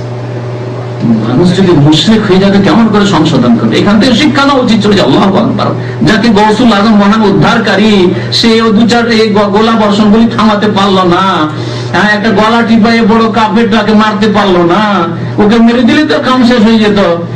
ওই গলাটাকে নিয়ে এসে যদি এখানে ফাঁসিতে ঝুলিয়ে দিত, বাগদাদে এসে ঝুলিয়ে দিত, দেখো সারা বিশ্বের মানুষ দেখতো যে দেখো যে ব্যক্তি ইরাকের আক্রমণ করেছে তার ফাঁসিতে ঝুলছে। হ্যাঁ, বাবুল শহরে হারত মারতের কেসটা যে একটা ভণ্ডামি কেসটা আছে, ওই রকম যদি এনে ঝুলিয়ে দিত তাদের সবাই দেখিয়ে দিত, ঠিক কিনা? তাহলে তো কাফের সংশোধন হয়ে যেত, মুসলমানদের সংশোধন হইতো, হইতো বেনামাজি নামাজি হইতো। এই ইবরত দেখে নিয়ে যে দেখো কি শাস্তি দিয়েছে বড় পীর, যে ধরে নিয়ে এসে ফাঁসিতে ঝুলিয়ে দিয়েছে বাগদাদে, কেন করতে পারো না? ইনিল হুকমু ইল্লা লিল্লাহ, আদেশ নিষেধ ক্ষমতা সবকিছু আল্লাহ, কারো হাতে কোনো ক্ষমতা নেই। এই আকীদা মুসলমানদের হলো না? গৌসুল আজম মহান উদ্ধারকারী, তাদের জিলানী। আর আব্দুল কাদের জিলানীর নাম বিনা ওযুতে নেওয়া যাবে না। বিনা ওযুতে যদি আব্দুল কাদের জিলানীর নাম নেয় তো নেকা টুটে যাবে। শোনেননি এগুলি আছে আমাদের কিতাবে যে বিনা ওযুতে আব্দুল বড় পীরের নাম নেওয়া যাবে না, আর যদি কেউ নাম নিয়ে নেয় তাহলে বিবি তালাক হয়ে যাবে। না আরো কি হয়ে যাবে শরীরের? সুবহানাল্লাহ, পশম থাকবে না শরীরের। হ্যাঁ, আড়াইটা পশম মাত্র যাবে। এই জন্যই গোলা বর্ষণ থামাইতে পারে না বড় পিস, এই জন্য গোলা বর্ষণ থামাইতে পারে না। তো প্রথম তাওহীদ ঠিক করতে হবে, একমাত্র আল্লাহ আমরা গোলাম, আল্লাহর ইবাদত বন্দেগী সমস্ত ইবাদত আল্লাহর জন্য সুনির্দিষ্ট করতে হবে। শিরক ছোট বড় গোপনীয় প্রকাশ সমস্ত শিরককে মুছে ফেলতে হবে সমাজ থেকে। আর শিরকের আড্ডাগুলি থেকে যাবে। শিরক হইতে থাকে মুসলিম সমাজে কবর মাজারের আকারে, হিন্দুদের মতো হিন্দুদের মন্দিরের শিরক হয় আর আমাদের মাজারের শিরক হয়। এই যদি অবস্থা হয় তাহলে আল্লাহ কোথা থেকে সাহায্য করবেন? কখনো কোনোদিন সাহায্য করবেন না। ও আনাবু ইলাল্লাহ, আল্লাহর দিকে ফিরতে হবে। আমরা আল্লাহর দিকে ফিরে নেই, আমাদের কিবলা অন্য দিকে হয়ে গেছে। আমাদের কিবলা পয়সার দিকে, আনাইবতির দিকে, নেতৃত্বের দিকে। এই যে মুসলিম সমাজ চিন্তাই করা, বরং আজকালকার শিক্ষিত মুসলিম তাদের কথা হলো যে ধর্মকর্ম মসজিদে, ইহুদি নাসারাদের ধর্মের মতো, হিন্দুদের ধর্মের মতো মন্দিরে ধর্মকর্ম করবে, গির্জায় চার্চে ধর্মকর্ম করবে। আবার এখানে ব্যাংকে এসে হালাল হারামের ফতোয়া সব কোথায় আছে? হ্যাঁ, রাষ্ট্রনীতিতে সব কথা বলতে বার্তা কোথায় আছে? সব নেই। জি, ওখানে যাওয়ার জন্য যে কোনো পথ হইলে হইল, যে কোনো পথ অবলম্বন করো, দোকান দাও, বিশ্বাসঘাতকতা করো, প্রতিহত করার জন্য, প্রতিদ্বন্দ্বীকে বিরোধী দলকে হ্যস্ত করার জন্য, তাদেরকে সরিয়ে দেওয়ার জন্য, নামানোর জন্য যে কোনো পন্থা অবলম্বন করো। এই হচ্ছে মুসলিম বিশ্বের অবস্থা, যা ইসলামে নেই। তো আল্লাহ রাব্বুল আলামিন মুমিনদের কথা, যাদের সাহায্য করবেন তাদের কথা বলছেন যে তারা আল্লাহমুখী হবে, পয়সামুখী নয়, গদিমুখী নয়, যে সবাই গদিতে চলে গেল, ভোগ বিলাস করে গেল, আমরাই করতে পেলাম না। সুতরাং সবাই যদি যেতে পারে তো আমরাও যাই, কিছু ধর্মের নামেই যাই আমরা। ধর্ম ব্যবসা, এর নাম হচ্ছে ধর্ম ব্যবসা। ধর্মের ব্যবসা করে নেতৃত্বে পৌঁছা, গদিতে পৌঁছা, পয়সা হাসিল করা, এগুলি হচ্ছে ধর্ম ব্যবসা। আনাবু ইলাল্লাহ, আল্লাহমুখী হতে হবে। তাহলে আল্লাহ লাহুল বুশরা, এদের জন্য সাহায্য রয়েছে। ফাবাশশির, এবার আমার বান্দাদেরকে সুসংবাদ দিয়ে দাও। আল্লাযীনা ইসতামিউনাল কাওলা ফায়াত্তাবিউনা আহসানা, আর কথা শুনে ভালো কথাটি নিতে হবে। কথা শুনে কি করতে হবে? ভালো কথা নিতে হবে। এখন যখন তাওহীদের কথা বলা, আমি দেখেছি বিদাতি ভাইদেরকে, বিদাতি হলো তারা মুসলিম ভাই হিসাবে বললাম বিদাতি ভাই, অবশ্য যতক্ষণ পর্যন্ত বড় শিরক, ডাহা শিরক, বড় শিরক না করেছে, সিজদা করতে না দেখেছি, ততক্ষণ আমাদের ভাই। যতক্ষণ পর্যন্ত আল্লাহ ছাড়া অন্যের কাছে দোয়া করতে না দেখেছি, ততক্ষণ আমাদের ভাই। তো বিদাতি মুসলিম ভাইরা, তারা কথা যখন শুনে তাওহীদের, যখন শুনে সুন্নতর, তখন মুখ কালো হয়ে যাবে। যদি বলি মাজারে সিজদা করা শিরক, মাজারে গিয়ে দোয়া করা শিরক, মাজারে দোয়া করতে নিষেধ করছেন, তাহলে দোয়া করতে পারবো না। দোয়া করছেন কার কাছে? তখন হয়তো পীরের কাছে দোয়া করবেন, আর বলেন না মুসলমান আল্লাহর কাছে দোয়া করবো। বলছে আল্লাহর কাছে দোয়া করবো, আল্লাহর কাছে দোয়া করে তো মসজিদে নেই, আপনার বাড়ি নেই, ওই শিরকের আড্ডায় গিয়ে সংখ্যা বাড়াবেন মুশরিকদের, বলছে আল্লাহর কাছে দোয়া করবো। আবার আরেকটি হুজ্জত হচ্ছে যে পীর সাহেবের জন্য দোয়া করবো, মানে হ্যাঁ এটি শরীয়ত জিয়ারত। তাহলে পীর সাহেবের জন্য যদি জিয়ারত করতে যান, যে আমি শাহজালালের জিয়ারত করতে গেছি, আজমিরে গেছি, পীর সাহেবের মুক্তির জন্য দোয়া করে, তার কাছে মুক্তি চাইতে যাচ্ছে, আপনি তার মুক্তি চাওয়ার জন্য গিয়েছেন। ধোঁকাবাজি, প্রতারণা, এই হচ্ছে মুশরিকদের প্রতারণা। তারপরে শোনেন, যদি তাই হয় যে ওই আল্লাহর ওলি পীর সাহেবের মুক্তির জন্য আল্লাহ তাকে চিশতিকে মাফ করে দাও, আল্লাহ জিলানীকে মাফ করে দাও, জিলানীর কবর আযাব দূর করে, জীবনে কাউকে এরকম দোয়া শুনেছেন করতে মাজারে গিয়ে? আল্লাহ শাহজালালের কবর আযাব যদি থাকে, আল্লাহ তুমি দূর করে দাও, তাকে জান্নাতবাসী করো, এরকম দোয়া করতে শুনেছেন? তাহলে ধোঁকাবাজি নাই। আমাদেরকে এরকম বলে অনেকে যে তার জন্য দোয়া করার জন্য যাচ্ছি, তারপরে বলছে তার জন্য যে দোয়া করা, এত হিতাকাঙ্ক্ষী, এত দরদি শাহজালাল আর চিশতি আর জিলানীর, তাহলে তার চাইতে কত বেশি হিতাকাঙ্ক্ষী দরদি হওয়া উচিত ছিল আপনার মায়ের, আপনার বাবার, আপনার দাদা দাদি, আপনার নানা নানি, আপনার খালা ফুফু, আপনার গ্রামবাসী, কত লোক আত্মীয় স্বজন মারা গেছে, তাদের কতটা দরদি, কয়েকদিন তাদের কবরের কাছে গিয়েছেন দোয়া করার জন্য, অথচ তারা গুনাহগার। আর তাদেরকে তো আল্লাহর ওলি বলছেন। তাহলে আপনার দোয়া তাদের জন্য যদি নাও হয় তবু চলবে, কিন্তু আপনার গ্রামের আত্মীয় স্বজন, দাদাদের নানা নানি জানি না কি অবস্থা আছে, তাদের জন্য কোথায় দোয়া? যেখানে শিরকের আড্ডা নাই সেখানে গিয়ে কেন শরীয়তি আপনার দোয়া করেন না? ওই কবরওয়ালার জন্য কেন দোয়া করেন না আল্লাহর কাছে? ওই শিরকের আড্ডা এই কেন যাবেন আপনি? গরিব মিসকিনকে খাওয়াইতে যাই আমরা খাসি মোরগ নিয়ে, হুজ্জত তাদের। গরিব মিসকিনকে কষ্ট লাগে যখন বলি যে খাসি মোরগ নিয়ে গিয়ে ওরসে জবাই করা শিরক, তখন বলে আমরা তো গরিব মিসকিনকে খাওয়াইতে যাই। ভালো কথা, গরিব মিসকিন নামে গরিব মিসকিন নেই। ওই যারা শিরক করার জন্য আসে তাদেরকে খাওয়ানো আর একটি হচ্ছে নেকির কাজ, বাতিলে সাহায্য করা, সংখ্যা বাড়ানো বাতিলপন্থীদের। কষ্ট লাগে। তাওহীদের বক্তব্য করলে বিদাতির মনে হচ্ছে অ্যাটম বোম পড়লো গিয়ে। সুন্নতের বক্তব্য করলে মুখ কান হয়ে গেল, একবারে মলিন হয়ে গেল সুন্নতের বক্তব্য করলে। কিন্তু যদি ফজিলতের বক্তব্য করেন খুব খুশি। এক শ্রেণীর লোকেরা ফজিলতের বক্তব্য, ওই যারা শিরক করার জন্য আসে তাদেরকে খাওয়ানো আর একটি হচ্ছে নেকির কাজ, বাতিলে সাহায্য করা, সংখ্যা বাড়ানো বাতিলপন্থীদের। কষ্ট লাগে। তাওহীদের বক্তব্য করলে বিদাতির মনে হচ্ছে অ্যাটম বোম পড়লো গিয়ে। সুন্নতের বক্তব্য করলে মুখ কান হয়ে গেল, একবারে মলিন হয়ে গেল সুন্নতের বক্তব্য করলে। কিন্তু যদি ফজিলতের বক্তব্য করেন খুব খুশি। এক শ্রেণীর লোকেরা ফজিলতের বক্তব্য, এই যদি দুআয়ে গঞ্জুল আরশ পড়া যায় তো ভাইরা আমার এত নেকি পাওয়া যাবে, যদি দুরূদে দাজ পড়া যায় ভাইরা আমার এত নেকি পাওয়া যাবে, আহাদ নামাজ যদি পড়া যায় এত নেকি পাওয়া যাবে, এত লক্ষ লক্ষ কোটি নেকি পাওয়া যাবে। এগুলি যদি বলি খুব খুশি। বাহ হুজুর, হুজুর ভালোই কথা বলছে, কথা বুঝতে পেরেছেন। কিন্তু তাওহীদ সুন্নাতের কথা যদি বলি কাল হয়ে যাচ্ছে। আর শ্রেণীর লোক যদি বলি যে রাষ্ট্রনীতি তো ইসলাম কায়েম করতে হবে, হ্যাঁ দেখেন না আমাদেরই হুজুর আমাদের কথা বলছে, ঠিক কথা বলছে না, আমাদের আর তাদের মধ্যে কোনো পার্থক্য নেই, তখন ওইখানে গিয়ে লাগিয়ে দেয়। মনে রাখেন রাষ্ট্রনীতি ইসলাম কায়েম করতে হবে, কিন্তু সেটি টার্গেট নাই। কোন নবী রাষ্ট্রনীতিতে ইসলাম কায়েম করার জন্য আসেন, তারা একমাত্র আল্লাহর জন্য ইবাদত সুনির্দিষ্ট করার জন্য এসেছেন, শিরক মুছে ফেলার জন্য এসেছিলেন। তো আজকালকার মুসলমানদের এইরকম অবস্থা। তো বলছিলাম যে কথাটি, যে কথা শুনে শুনতে হবে কথা। আচ্ছা, আরো এত বনানি রয়েছে যে দেশ থেকে শিখে আসছে, সৌদি আরবে যাচ্ছ, যাও চাকরি করার জন্য, কিন্তু সেই দেশের মজাব আলাদা, ওদের তরিকা আলাদা, ওরা পীর মানে না, তো ওরা মজাব মানে না, ওরা এই মানে না সেই মানে না। সুতরাং সাবধান করে বিদাতি বাবা মা ছেলেকে, সাবধান করে শ্বশুর শাশুড়ি জামাইকে, সাবধান করে বিদাতি মোল্লারা মুরিদানদেরকে। যে ওখানে গেলে দিন শিখবে না, ওখানে ইসলামিক সেন্টার আছে, যাবে না, ওখানে শিখবে না, না হইলে ওয়াহাবি হয়ে যাবে। ওয়াহাবি বা কোন পাখির নাম?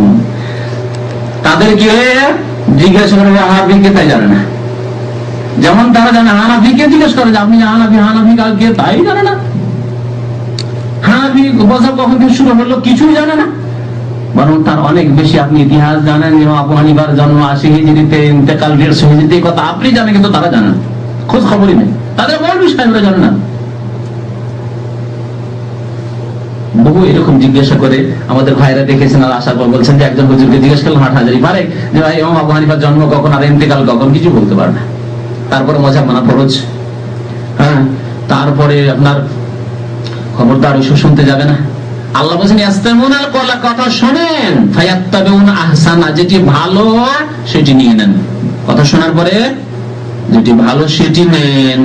যদি তাওহীদের কথা, আল্লাহ রাসূলের কথা হয় নেন, যদি সুন্নাতের কথা হয় নেন। জি, আকীদার জ্ঞান ছিল না, এখানে এসে আকীদার জ্ঞান পেয়েছেন। কোন বক্তব্যে ইমানের পিলার 6টি, ইসলামের পিলার 5টি, আর এর ব্যাখ্যা করে বিশ্লেষণ করে জীবনেও শোনেননি। দেশে অনেক জলসা আর ওয়াজ মাহফিলে হাজির হয়েছেন, আর তাফসীরুল কোরআনে হাজির হয়েছেন। তাফসীরুল কোরআনে একটি ক্যাসেট এনে দেন যেখানে আছে আরকানুল ঈমান, পিলার অফ ঈমান 6টি, আর তার ব্যাখ্যা বিশ্লেষণ করা হয়েছে। আমি বললাম একটি কথা, যে পিলার অফ ইমানের ব্যাখ্যা বিশ্লেষণ করা হয়েছে, একটি বক্তব্য এনে দেন। পিলার অফ ইসলাম পাঁচটি, এর ব্যাখ্যা বিশ্লেষণ করা হয়েছে, যথাযোগ্য ব্যাখ্যা বিশ্লেষণ করা হয়েছে, একটি বক্তব্য এনে দেন। কথা শোনেন আর ভালোটি গ্রহণ করেন, তাওহীদের কথা গ্রহণ করেন, সুন্নাতের কথা গ্রহণ করেন। বেনামাজি হয়ে মুসলমান থাকতো আমাদের দেশে, মোল্লারা তো বলে কাফারা দিয়ে দিলে তো হইল। এখন এখানে বক্তব্য করার জন্য তাড়াতাড়ি করছে, আলহাসা থেকে এক ভাই টেলিফোন করছে, দামান আগে চাকরি করতো, তার মা মারা গেছে। এখন ওই 2-3 দিন মাত্র নামাজ কাজা কি হয়েছে ওই হসপিটালে গিয়ে, আর আমাদের দেশের লোকেরাও তো যায়, অসুস্থ হলে নামাজ পড়তে বলবেন। অসুস্থ হয়ে গেলে যদিও হুঁশ থাকে, আর ওকে নামাজ পড়ার জন্য তৈমুম করিয়ে দিবে, তারপর নামাজটা পড়বে, শুয়ে নামাজ পড়বে না, ওইসব করাবে না। আর শেষখানে কি হবে, তখন এই বিদাতি মোল্লাদের জুলুমের শিকার হবে। কি গ্রাম্য যে জুলুম অত্যাচার মোল্লাদের শুরু হবে, তোমার মা এতদিন হসপিটালে ছিল, নামাজ টামাজ পড়েনি, কাফারা দিতে হবে। এদের কাফারা কতটি বলছে, এক নামাজের এত টাকা কাফারা, সুতরাং কতটি কাফারা হলো বলছে 10,000 টাকা, 12,000 টাকা, কারো 15,000, কারো 20,000। এই কাফারা শুরু হয়ে গেছে, ওই কাফারা লেগে গেছে ওই লোকের মায়ের উপর, এখন কাফারা দিতে হবে। কথা বুঝতে পেরেছেন? এই হচ্ছে অবস্থা। তো কি বলছিলাম, ফিরে আসি, কথা লম্বা হতে যাচ্ছে। হ্যাঁ, কোনখান থেকে এদিকে গেলাম বলেন? কথা শুনতে হবে, আর শুনে কোনটি গ্রহণ করতে হবে? ভালোটি গ্রহণ করতে হবে। ভাই এখানে একটি মাসলাই ধরো, নামাজ ছুটে গেলে কাফারা দেওয়া, একটি মাসলা বাংলাদেশে শুনে এসছে, মোল্লাদেরকে দেখে এসেছেন, আর এই শোষণের অনেকেই জুলমের শিকার হচ্ছেন। আর আরেকটি কথা আলহামদুলিল্লাহ এখানে এসে শুনছেন যে নবী করিম সাল্লাল্লাহু আলাইহি ওয়াসাল্লাম 4 খলিফা, এমনকি 1,24,000-এর বেশি সাহাবায়ে কেরামের কোন একজন থেকে প্রমাণ, এমনকি ইমাম আবু হানিফা থেকেও, হানাফি মাযহাবের দাবিদার ভাইরা শুনে নেন, শাফি, মালিক, আহমদ, কোন ইমাম থেকেও প্রমাণ নেই যে নামাজ ছুটে গেলে পয়সা দিয়ে তার খেসারত করা যেতে পারে, দূর করা যেতে পারে, তার ঘাটতি পূরণ করা যেতে পারে। প্রমাণ দেন। আমরা তো প্রমাণ চাই। ওয়াহাবি কাকে বলে শুনে নেন, যারা দলিল চাই যে আল্লাহর কথা বলতে হবে, রাসূলের কথা বলতে হবে। কথা বলতে পেরেছেন? বিদাতিরা ইংরেজদের সাথ দিল, ইংরেজরা দেখলো যে আরে তো আন্দোলন চালাচ্ছে যারা, এদের একটা এরকম কোন নাম না দিলে তো তাহলে মুসলমানদেরকে বিভ্রান্ত করা যাবে না। তখন যোগসাজ করলো কবর মাজার পূজারী বেরেলভি রেজভিদের সাথে, আর একদল কাদিয়ানির সাথে, আর বললো যে যারা আমাদের বিরুদ্ধে যারা সংগ্রাম করছে, ভারতে জিহাদি আন্দোলন করছে, এরা ওয়াহাবি, ওই যে সৌদি আরবের ওয়াহাবি মোহাম্মদ আব্দুল্লাহর অনুসারী করে ভারতে চলে এসেছে। আর ইংরেজরা শিখিয়ে দিল যে এরা আমাদের বিরুদ্ধে যুদ্ধ করছে। আর ওদের মনে, কবর পূজারীদের মনে তো শত্রুতা একটা ছিল যে মাজারগুলি তো মক্কার সব ভেঙে ফেলে দিল এরা, আর মদিনার সব মাজার ভেঙে ফেলে দিল, আরব দেশের সব মাজার শেষ করে দিল, খান করে দিল। আর এখানে একটা শক্তি সুযোগও পেয়েছি, এখানে এদের বিরুদ্ধে আমরা যা কিছু করে নেওয়ার সুযোগ পেয়েছি, কারণ ইংরেজ সরকার পক্ষ থেকে আমরা সাপোর্ট পেয়ে যাচ্ছি। তখন কবর পূজারীরা উঠে পড়ে লাগলো যে পিটিয়ে নাও, এখন জেলে ঢুকিয়ে নাও এদেরকে, যারা কবর মাজার যাওয়া সিজদা করাকে শিরক বলছে, অর্থাৎ ভারত উপমহাদেশে যারা কোরআন সুন্নাহর অনুসারী, তাদের উপর জুলুম দুই দিক থেকে, এক ইংরেজ জালেমদের পক্ষ থেকে আর কবর মাজার পূজারীর পক্ষ থেকে। আজকে থেকে যখন স্বাধীনতা আন্দোলনের যুগ ছিল, তখন এই চিত্রটাই ছিল। আজকেও বাংলাদেশে এইরকমই চেষ্টা চালানো হচ্ছে, বিদাতপন্থীদের পক্ষ থেকে এইরকমই চেষ্টা চালানো হচ্ছে যে যারা কোরআন সুন্নাহর কথা বলবে তাদেরকে জেলে ঢুকিয়ে দাও, আর বলো যে এই সেই বলে দিতে পারলেই হলো। সুযোগ এইরকম সুযোগ গ্রহণ করেছে ইংরেজরা, যে কবর মাজার পূজারীরা আমাদের সাপোর্টে চলে আসে। যদি বলি যে ওয়াহাবি, অথচ তখন আরব দেশে খাবার দাবার ব্যবস্থা ছিল না, তাহলে কোন ভারতীয় এখানে চাকরি করতে আসে, একটি লোক পাওয়া যেত না সেই যুগে। এরা নিজেরাই খেতে পেত না, কোথা থেকে বিদেশি লোককে এখানে নিয়ে আসবে, ঠিক না? তাহলে এই ওয়াহাবি মতবাদ ভারতে কি করে চলে গেল? কিন্তু ইংরেজরা জেনে শুনে দেখলো যে না, এই নামটা দিয়ে দিলে হবে যে একটা ধর্মীয় চেতনাকে আমাদের সাপোর্টে নিয়ে আসতে পারবো, মানে কবর মাজার পূজারীদেরকে আমাদের ফেভারে নিয়ে আসতে পারবো। আর কবর মাজার পূজারীরা এই সুবিধাটা গ্রহণ করলো যে আমরা যে ইংরেজ সরকারের একটা সাপোর্ট পেয়ে যাব, তাহলে হবে কি কোরআন সুন্নাহর অনুসারী যারা, তাদেরকে কালাপানি রেমুনে পাঠাতে পারবো, আর এদেরকে আমরা শাস্তি দিতে পারবো, এদেরকে জেলে ঢুকিয়ে দিতে পারবো, আর আমাদের আরামসে কবর মাজারের বিনা পুঁজি ব্যবসা চলতে থাকবে। এটাই শুরু করেছে বাংলাদেশে বেশ কিছু ফিরকা, বেশ কিছু দলের লোকেরা। আল্লাহ রাব্বুল আলামিন তাদের আশা পূরণ করবেন না, যেমন ইংরেজদের আশা পূরণ করেননি আল্লাহ রাব্বুল আলামিন, তাদেরকে তাড়িয়ে দেওয়া হয়েছে ভারত থেকে, ঠিক না? আশা পূরণ করবেন না ইনশাআল্লাহ। কবর পূজারীদের আশা যেমন পূরণ হয়নি, আল্লাহ এই বাংলাদেশের বিদাতীদেরও আশা পূরণ করবেন না ইনশাআল্লাহ তাআলা। তো কথা শুনতে হবে, মুখ খুলে রাখা, মুখ বুঝেন তো, সৌদি আরবে সব মুখ কথাটি বুঝেন, মানে মগজ, মুখ মাফি করবেন না, মুখ ফি, আর মুখটাকে কাজে লাগাইতে হবে। আর ফি মাফির আরবিটা তো শিখেছেন কমপক্ষে। তো যখন মগজ আছে তার মুখ মাফি করবেন না, মুখ ফি, আর মুখটাকে, মগজটাকে খুলে রাখেন, উন্মুক্ত রাখেন, কাজে লাগান। ইয়াস্তামিউনাল কওলা ফায়াত্তাবিউনা আহসানা, কথা শোনেন, শোনার পরে বিবেক বিবেচনা করেন। যদি মনে লাগে যে কথা তো আল্লাহর কথাই গো, কথা তো রসুলের কথায়, কথা তো বুখারী শরীফের কথাই বলছেন, মুসলিম শরীফের কথাই বলছেন, কিন্তু তাওহীদের কথায়, আল্লাহ রসুলের কথাই হচ্ছে, তাহলে তো ঠিক আছে। তো আমরা বিভ্রান্তিতে ছিলাম, গুমরাহিতে ছিলাম, এ তো সঠিক নামাজ, সহিহ নামাজ পড়তে বলছে, এই তো বুখারীতেই নামাজের কথা আছে, মুসলিম শরীফেই নামাজের কথা আছে, কিন্তু নামাজ তো পড়া নেই রে বাবা, এসব তো নেই। এইভাবে এক এক করে যখন চিকিৎসা করা শুরু করবেন, ধীরে ধীরে যত শিরক বিদআতের রোগ আছে সমস্ত রোগ দূরীভূত হয়ে যাবে ইনশাআল্লাহ, আর আপনি নিরাময় হাসিল করবেন। এই ঈমানের দেহতে যে কুফর, শিরক আর বিদআতের রোগে রোগাক্রান্ত হয়ে পড়েছেন, এইসব রোগ ইনশাআল্লাহ দূর হয়ে যাবে। মুমিনদের আল্লাহ রাব্বুল আলামিন অনেক গুণের কথা উল্লেখ করেছেন। মুমিনদের, মুমিন কারা, তাদের বহু গুণ আল্লাহ রাব্বুল আলামিন উল্লেখ করেছেন। একটি গুণ এখানে বলা হলো যে কথা শুনে বিবেক বিবেচনা করবেন, মুখটা মগজটা খুলে রাখবেন, আর বিবেক বিবেচনা করে ভালো কথা চিনবেন। ভালো কথা মানে আল্লাহ রাসূলের কথা, কিন্তু ভালো কথা মানে বেশি চাকচিক্য কথা নয়, যে চাকচিক্য করে যে বলে দিল যুক্তিবাদী, অথচ মাজারবাদী, শিরকবাদী, আর তার নাম যুক্তিবাদী, তাই না? বাংলাদেশে এই অবস্থা কিনা? তো কথা হচ্ছে যে ভালো কথা আহসানাহু মানে কোরআন এবং হাদিসের কথা, কারণ খায়রা হাদিস আল্লাহ নাযালা আহসানাল হাদিস, আল্লাহ বলেছেন উত্তম হাদিস, উত্তম কথা আল্লাহ নাযিল করেছেন, আর নবী সাল্লাল্লাহু আলাইহি ওয়াসাল্লামের হাদিসও আল্লাহ নাযিল করেছেন। হাদিসগুলো ওহী ভিত্তিক, যদিও সেগুলি কোরআনের মতো ওহী নয়, কিন্তু সেগুলি ওহী ভিত্তিক, নবী করিম সাল্লাল্লাহু আলাইহি ওয়াসাল্লামের কথা এবং কর্ম। সুতরাং কোরআন এবং হাদিসের কথা, আল্লাহ রাসূলের কথাই হচ্ছে সবচাইতে উত্তম কথা, সেগুলি গ্রহণ করতে হবে। এইরকম মন মস্তিষ্ক তৈরি করতে হবে, ওইরকম মিজাজ তৈরি করতে হবে, ওইরকম আগ্রহ তৈরি করতে হবে যে কোথায় আল্লাহ রাসূলের কথা পাবো, সেটা নেব। প্রত্যেক ক্ষেত্রে দলিল খুঁজবো আল্লাহ এবং রাসূলের পক্ষ থেকে। এই হচ্ছে মুমিনের একটি গুণ। মুমিনের বহু গুণের কথা আল্লাহ রাব্বুল আলামিন সূরাগুলি বলে দিই, তাহলে সুবিধা হবে। মুমিনের গুণ আল্লাহ বর্ণনা করেছেন সূরা মুমিনুনে। সূরা মুমিনের প্রথম আয়াত থেকে শুরু করে প্রায় 9-10 আয়াত পর্যন্ত এই মুমিনের গুণগুলি, প্রায় 8-9টি গুণ বর্ণনা করেছেন। কাদ আফলাহাল মুমিনুন আল্লাযীনা হুম ফি সালাতিহিম খাশিউন, যারা নামাজি, নামাজে বিনয়ী, নামাজের হেফাজতকারী, যারা লজ্জা স্থানের হেফাজত করে, যারা অকথ্য ভাষা বলে না, যারা উদ্দেশ্যবিহীন কথাবার্তা বলে না, ইত্যাদি ইত্যাদি ভালো ভালো গুণগুলি, যারা যাকাত দিয়ে থাকে।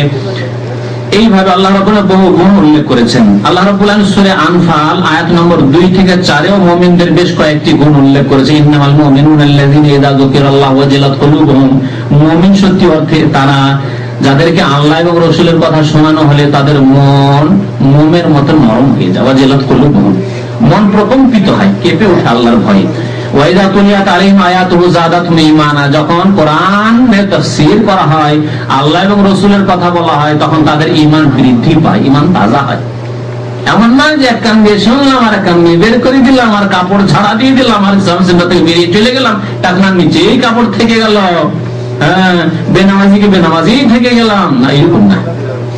সারা রাত জলসা শুনলাম, আমাদের জলসার অবস্থায় সারা রাত জলসা শুনলো, মহবিল আগে ফজর থেকে শুরু বেনামাজি হওয়া, ফজরই পড়লো না, ফজরই পড়লো না, আর নামাজ নেই, কোন সংশোধন নেই, এইরকম না। ওয়াইদা তুলিয়াত আলাইহিম আয়াতুহু যাদাতহুম ঈমানা, যদি আল্লাহর আয়াত তেলাওয়াত করে যদি বোঝানো হয়, তাহলে ঈমান তাদের বৃদ্ধি পায়, এরাই মুমিন। আর যাদের ঈমানে পরিবর্তন নেই, বৃদ্ধি নেই, ওই জাতিগত মুসলমান, তাদের কথা আল্লাহ উল্লেখ করেননি। আর আল্লাহ রাব্বুল আলামিন আরো উল্লেখ করেছেন উলাইকা হুল মুমিনুনা হাক্কা, আর তাদেরকে রিজিক ওমিম্মা রাযাকনাহুম ইউনফিকুন, যা তাদেরকে রিজিক দিয়েছি তা থেকে খরচ করে ব্যয় করে, অর্থাৎ যাকাত দেয়। ইউকিমুনাস সালাত, আর নামাজ কায়েম করে। উলাইকা হুমুল মুমিনুনা হাক্কা, এরাই সত্যি অর্থে মুমিন। সত্যি সত্যি মুমিন কারা? এই সব গুণ যাদের মধ্যে রয়েছে। আরেকটি কথা শুনেন, এই প্রসঙ্গে আরো বলি। সূরা নূর, সূরা নূরের আয়াত নম্বর 51, মহান আল্লাহ তাতে বলছেন যে মুমিন কারা, মুমিনদের কথা, মুমিনদের আচরণ, মুমিনদের কর্ম, মুমিনদের তরিকা কেমন। তরিকা শোনা, মুমিনদের তরিকা। ইন্নামা কানা কাউলাল মুমিনিনা ইযা দূ ইলাল্লাহি ওয়া রাসূলিহি আন ইয়াকুলু সামি'না ওয়া আতা'না ওয়া উলাইকা হুমুল মুফলিহুন। শুনে রাখুন ভালো করে, মুমিন কারা? মুমিনদের কথা হচ্ছে, ভঙ্গিমা হচ্ছে, সুর হচ্ছে কেমন? ইযা দূ ইলাল্লাহি ওয়া রাসূলিহি, যখন আল্লাহর দিকে ডাকা হয়। দেখো, একমাত্র আল্লাহর ইবাদত করো। কেন ইয়া গাউসুল আজম হতে যাও? কেন তুমি আজমিরে যাও? কেন শাহজালাল আকরসের মাইজভান্ডারে যাও? কেন তুমি পীর ভক্ত হতে যাও? একমাত্র আল্লাহ ভক্ত হয়ে যাও না কেন? ইযা দূ ইলাল্লাহ, আল্লাহর দিকে যখন ডাকা হয়, ওয়া রাসূলিহি, আর রাসূলের আনুগত্যের দিকে ডাকা হয়। রাসূলের তরিকা মানবে না, আসলে চিশতি তরিকা, মুজাদ্দিদি তরিকা, এই দেওয়ানবাগি তরিকা, আটরসি তরিকা, এই জাকের পার্টি, হ্যাঁ, এইসব মওদুদি তরিকা, ইলিয়াসি তরিকা, ইত্যাদি, এসব কেন? আল্লাহ রাসূলের দিকে আসো। ইযা দূ ইলাল্লাহি ওয়া রাসূলি, রাসূলের দিকে যখন ডাকা হয়, রাসূলের আদর্শের দিকে, তখন তারা কি বলে? আইয়াকুলু সামি'না, তখন বলে যে আমরা কি করলাম? শুনে নিলাম। শুনে না মানে মেনে নিলাম। তাই তারপরে বলছে ওয়া আতা'না, আমরা কি বললাম?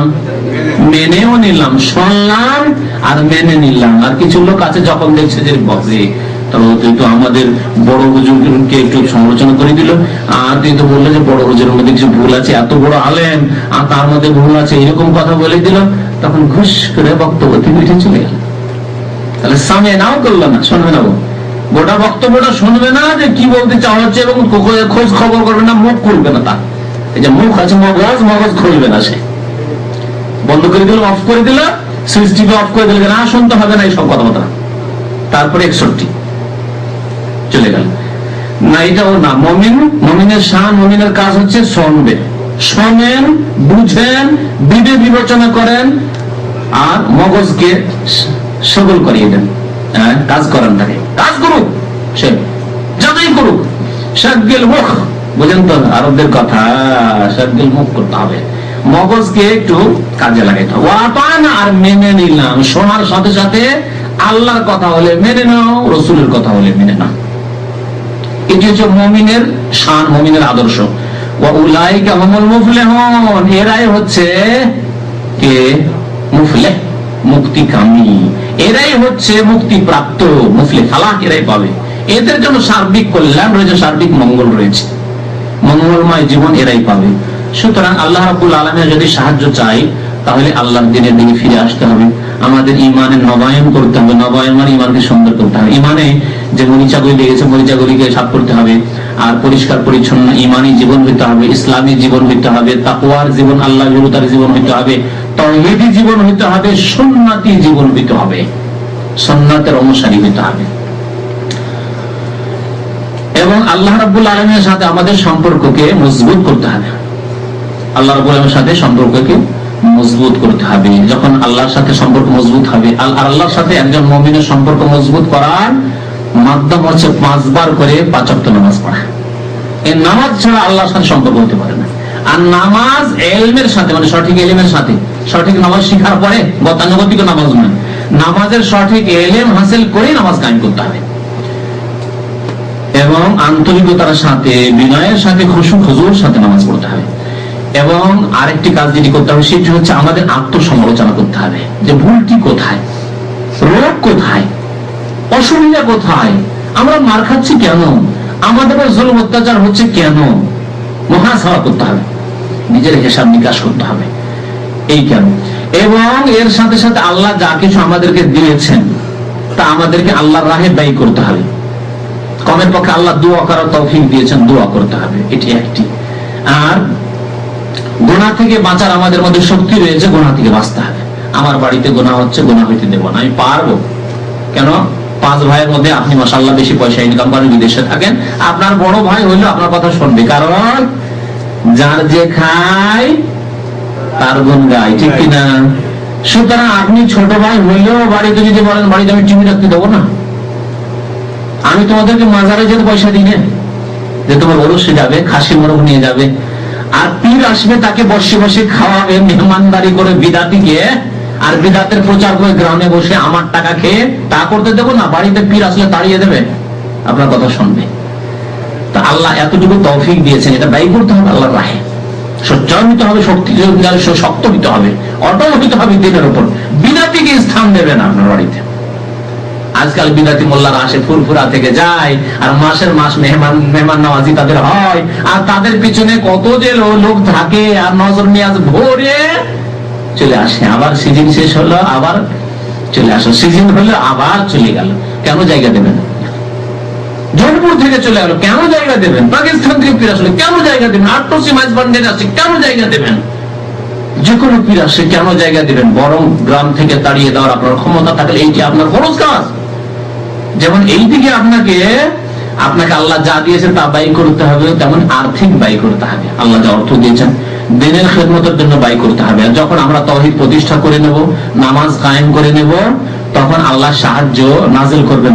সূরা নূরে একটি আয়াত রয়েছে, তাতে আল্লাহ রাব্বুল আলামিন বলেছেন যে আল্লাযীনা ইন মাক্কান্নাহুম ফিল আরদ আকামুস সালাত ওয়া আতাউজ যাকাত ওয়া আমারু বিল মারুফ ওয়া নাহাউ আনিল মুনকার। এই আয়াতটি দিয়ে শেষ করছি, শুনেন। তো বলছেন আল্লাহ রাব্বুল আলামিন যে ওয়ালা ইয়ানসুরান্নাল্লাহু মান ইয়ানসুরু ওয়া রাসূলুহু ইন্নাল্লাহা কাওয়িয়্যুন আযীজ আল্লাযীনা ইন মাক্কান্নাহুম ফিল আরদ। আল্লাহ রাব্বুল বলছেন যে আমি যদি কোন জাতিকে শক্তিশালী করি, মুসলিমদের কাছে যথেষ্ট শক্তি আছে, কিন্তু সেই শক্তিকে জাম হয়ে গেছে শক্তি। বাড়িতে আমরা খুব ভারী ধরনের মেশিন আছে, পাম্পসেট মেশিন অনেক রকম আছে। ছোট কালে দেখতে বড় বড় মেশিন আসতো, পয়সাওয়ালাদের ঘরে খুব বড় মেশিন থাকতো, এক ধরনের খুব শক্তিশালী, সারা দিন চলছে, হ্যাঁ, পানি সেচ করছে, ও বন্ধ করতে হয় না। আর কতগুলি মেশিন হালকা ধরনের মেশিন আছে, 4-5 ঘন্টা পর গরম হয়ে যায়, তখন বন্ধ করতে হয়, তারপরে আমার বিরতি দিতে হয়, তারপরে আবার চালু করতে হয়। এগুলো ছোট কালে ওই চাষের জমিতে খেলা করতে গিয়ে দেখতাম। তো আপনার কাছে বড় শক্তিশালী মেশিন আছে, কিন্তু সেই মেশিনকে যদি বন্ধ রেখে দেন, স্টার্ট দেন না আপনি, তাহলে কাজ হবে?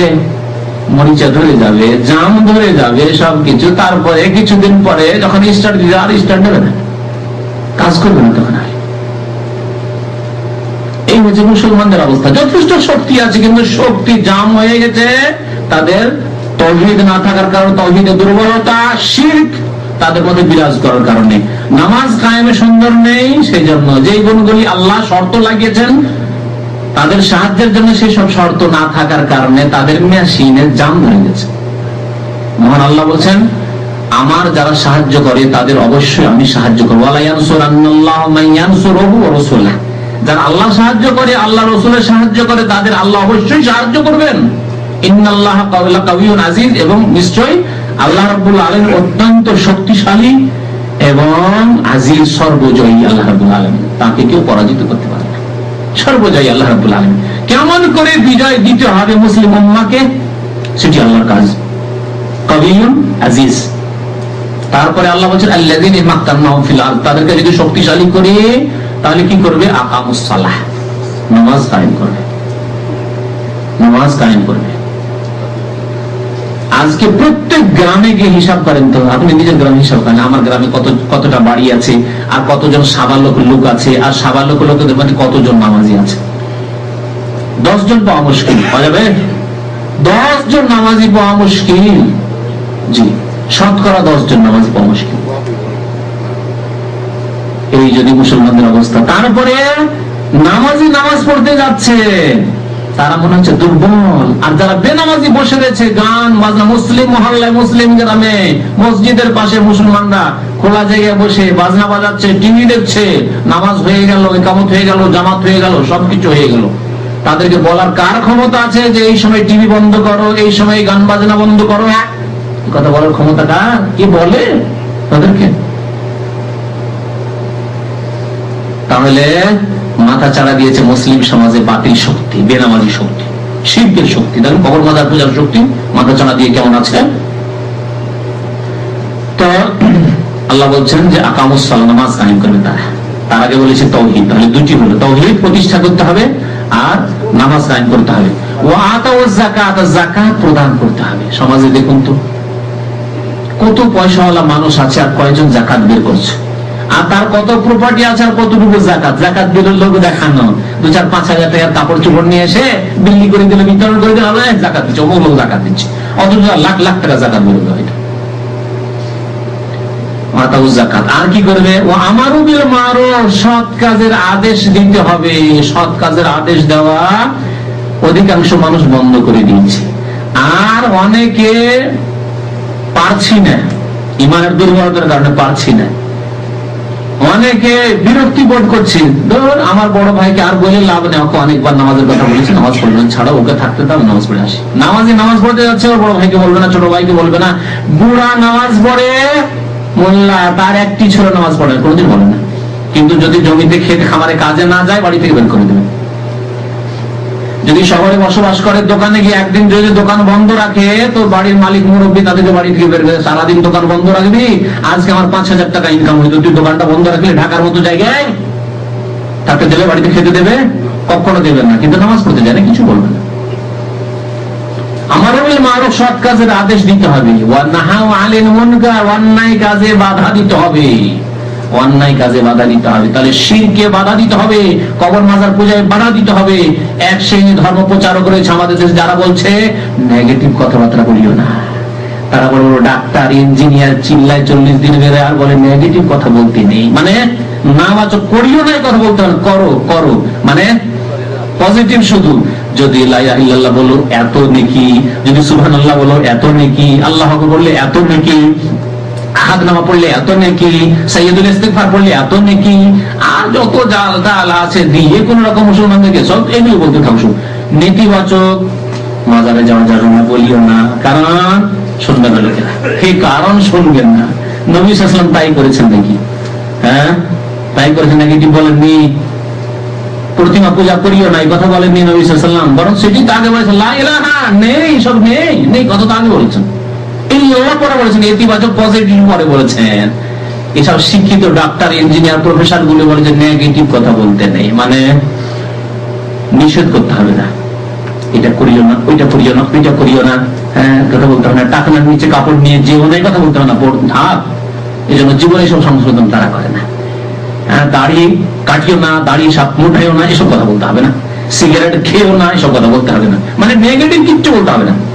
অথচ আল্লাহ বলছেন নাহা আনিল মুনকার, যদি শক্তিশালী হতে চাও আর যদি আল্লাহর পক্ষ থেকে সাহায্য পেতে চাও, তাহলে মুনকার থেকে, অন্যায় থেকে বাধা দিতে হবে। বেনামাজি বসে আছে, নামাজ কেন পড়বে না, চলো নামাজ পড়তে। বেনামাজি মেহমান এসছে, তাকে রেখে দিলেন, চুপচাপ নামাজ পড়তে চলে গেলেন, এটি কি মুসলমানের কাজ? বেনামাজি মেহমান আসছে, চলেন নামাজ পড়ি, উজুর পানি এনে দেন, আপনি এনে দেন, আপনার ছেলেকে বলাই উজুর পানি এনে নামাজ, দেখলেন বেনামাজি উপায় নেই, তো নামাজ কাম খারাপ পানি এনে দিয়ে দিল, লজ্জায় যাবে। যদি আরো বেলজ্জা হয়, অনেক বেলজ্জা আছে, তখন বলবে কাপড় খারাপ আছে, ঠিক আছে বাবা, কাপড় নিয়ে দেন, লুঙ্গি নিয়ে তো লুঙ্গি দেন, প্যান্ট বদলিয়ে দেন, তার একটা কাপড় এনে দেন, কাপড় দেওয়া দিয়ে দিলেন, উজুর পানিও দিয়ে দিলেন। তারপরে আর কি বলবে? তারপরে যদি বলে নামাজ পড়া অভ্যাস নাই, বলে আমার বাড়িতে আসলে অভ্যাসটা করতে হবে, এইটাও বলতে হবে। এটা হচ্ছে নাহি আনিল মুনকার। অনেকে এরকম বলে, আমি শুনেছি। আমি যখন ছোট ছিলাম, এক বেনামাজি এসেছে আমার বাড়িতে, আমার আব্বা আমাকে বলছে পানি এনে দাও। আমার আব্বা খুব শক্ত ছিলেন নামাজের উপরে, পানি এনে দাও, পানি এনে দিলাম। তখন সে বলছে যে কাপড় খারাপ। আমার আব্বা বলছে যে লুঙ্গি এনে দে, লুঙ্গি এনে দিলাম। আর তারপরে বলছে নামাজ টামাজ পড়ি না ভাই, সে নামাজ পড়ো না, তো অভ্যাসটা করো আমাদের বাড়ি থেকে, এখান থেকে শুরু করো। আর উপায় পেল না, গেল নামাজ, জীবনেও নামাজ পড়ে না সে। কথা বুঝতে পেরেছেন? করেন, করতে হবে। আর না আছে আলহামদুলিল্লাহ, বেনামাজি মেহমানের কোনো প্রয়োজন নেই। বেনামাজি আপনার ভাই নয়, আল্লাহ বলছেন যে বেনামাজি আপনার ভাই নয়, তাহলে এরকম মেহমানের কি প্রয়োজন? আপনার শালা হোক আর আপনার শালি হোক, হ্যাঁ, এগুলো বড় কুটুম্ব নিয়ে তাদের মেতে রয়েছে মুসলমান সমাজ। হ্যাঁ, আমাদের অঞ্চলে বড় কুটুম বলে শালা শালিকে, বুঝছেন না, এরই বড় কুটুম আজকাল। তো বড় কুটুম এমনিতে নিজের ভাইকে খেতে দেবে না, নিজের বোনকে খেতে দেবে না, কিন্তু শালি আসলে, আর যদি শালা হয় তাহলে নামাজ পড়ান, আর নামাজ না পড়লে ওরা আপনার বড় কুটুম, ওরা ছোট কুটুম না, কিচ্ছু না আপনার। এইভাবে নাহি আলের মুনকার করতে হবে, অন্যায় বাধা দিতে হবে। অন্যায় বাধা, শ্বশুর বাড়ি যাচ্ছেন, আপনার বাড়িতে টিভি না, আপনি মাশাআল্লাহ ধার্মিক, খুব টিভি নেই, শ্বশুর বাড়িতে টিভি আছে, কিছুই বলেন না, আপনি বরং একটু দেখে একটু চলে আসলেন, যারা এর ভালো প্রোগ্রাম করে একটু দেখাও তো, জীবনে দেখতে পান না, 2-4 দিন গিয়ে শ্বশুর বাড়ি এসছি তো, বরং সেখানে বাধা দিতে হবে। কারণ আমাদের দেশে মেয়ে পক্ষ তো ভয় করে, ছেলে পক্ষ তো করে না, মানে মেয়েটাকে সুখে রাখতেই হবে এনি হাউ, যে কোনো ভাবে। সুতরাং যদি আপনি বলেন যে দেখো তোমার বাড়ির টিভি থাকলে আমি আসবো না, তোমার মেয়েকে আসতে দেবো না, বাপরে বাপরে আর মারে করে কি বলবে, ঠিক আছে বাবা তুমি যা বলবে তাই, আমার মেয়ে সুখে থাকলেই, আমার মেয়ে সুখে থাকলেই করবে না, করবে, অবশ্যই করবে। আপনার প্রভাবটাকে কাজে লাগাইতে হবে, আপনাকে যা দিয়েছে আল্লাহ রাস্তায় ব্যয় করতে হবে। আল্লাহ রাব্বুল আলামিন জবান দিয়েছে, প্রভাব দিয়েছে, ক্ষমতা দিয়েছে, অর্থ দিয়েছে, আল্লাহ রাব্বুল আলামিন আপনাকে অন্যায় বাধা দেওয়ার তৌফিক দিয়েছে, আপনাকে বাকশক্তি দিয়েছে, আপনাকে ভালো কাজের আদেশ দেওয়ার তৌফিক দিয়েছে, এগুলোকে ব্যয় করতে হবে আল্লাহ রাস্তায়। তাহলে আল্লাহ রাব্বুল আলামিনের সাহায্য করবেন। কয়টি গুণ বললাম? তাওহীদ, 5 ওয়াক্ত নামাজ, আর যাকাত প্রদান, ভালো কাজের আদেশ, আর অন্যায় কাজে বাধা। এই 5টি কাজ যদি করি তাহলে আল্লাহর সাহায্য অবশ্যই নেমে আসবে। কাফেরকে আল্লাহ পদদলিত করবেন আর মুমিনকে আল্লাহ সাহায্য করবেন। তখন ওয়ান্তুমুল আ'লাউনা ইন কুনতুম মুমিনিন, তোমরা উপরে থাকবে যদি তোমরা মুমিন পেয়ে যাও। ওয়ালাই ইয়াজআলাল্লাহু লিল কাফিরিনা আলাল মুমিনিনা সাবিলা, কাফেরকে কখনো মুমিনদের উপর শ্রেষ্ঠত্ব, নেতৃত্ব আল্লাহ দেবেন না পৃথিবীতে কখনো। আল্লাহ বলেন লাই মানে জানেন, লান মানে পশ্চিম কালে কখনো আল্লাহ কাফেরকে নেতৃত্ব আর শ্রেষ্ঠত্ব প্রাধান্য দেবেন না মুমিনের উপর। কিন্তু মুমিন হইতে হবে, মুমিনের যেই গুণগুলি বললাম কোরআন থেকে বেশিরভাগ কথাবার্তা বলা হয়েছে, এছাড়াও বহু হাদিস নবী করিম সাল্লাল্লাহু আলাইহি ওয়াসাল্লামের আছে ভবিষ্যৎবাণী সম্পর্কে। নবী করিম সাল্লাল্লাহু আলাইহি ওয়াসাল্লাম আমাদেরকে আশ্বাস দিয়েছেন ভবিষ্যৎবাণী করে যে তোমরা চিন্তা করিও না, সাহায্য অবশ্যই নেমে আসবে। সময় হয়ে গেছে নাকি? আজকে এখান থেকে শেষ করছি। قال رسول الله صلى الله عليه وسلم: لأن يهدي الله بك رجلا واحدا خير لك من حمر النعم.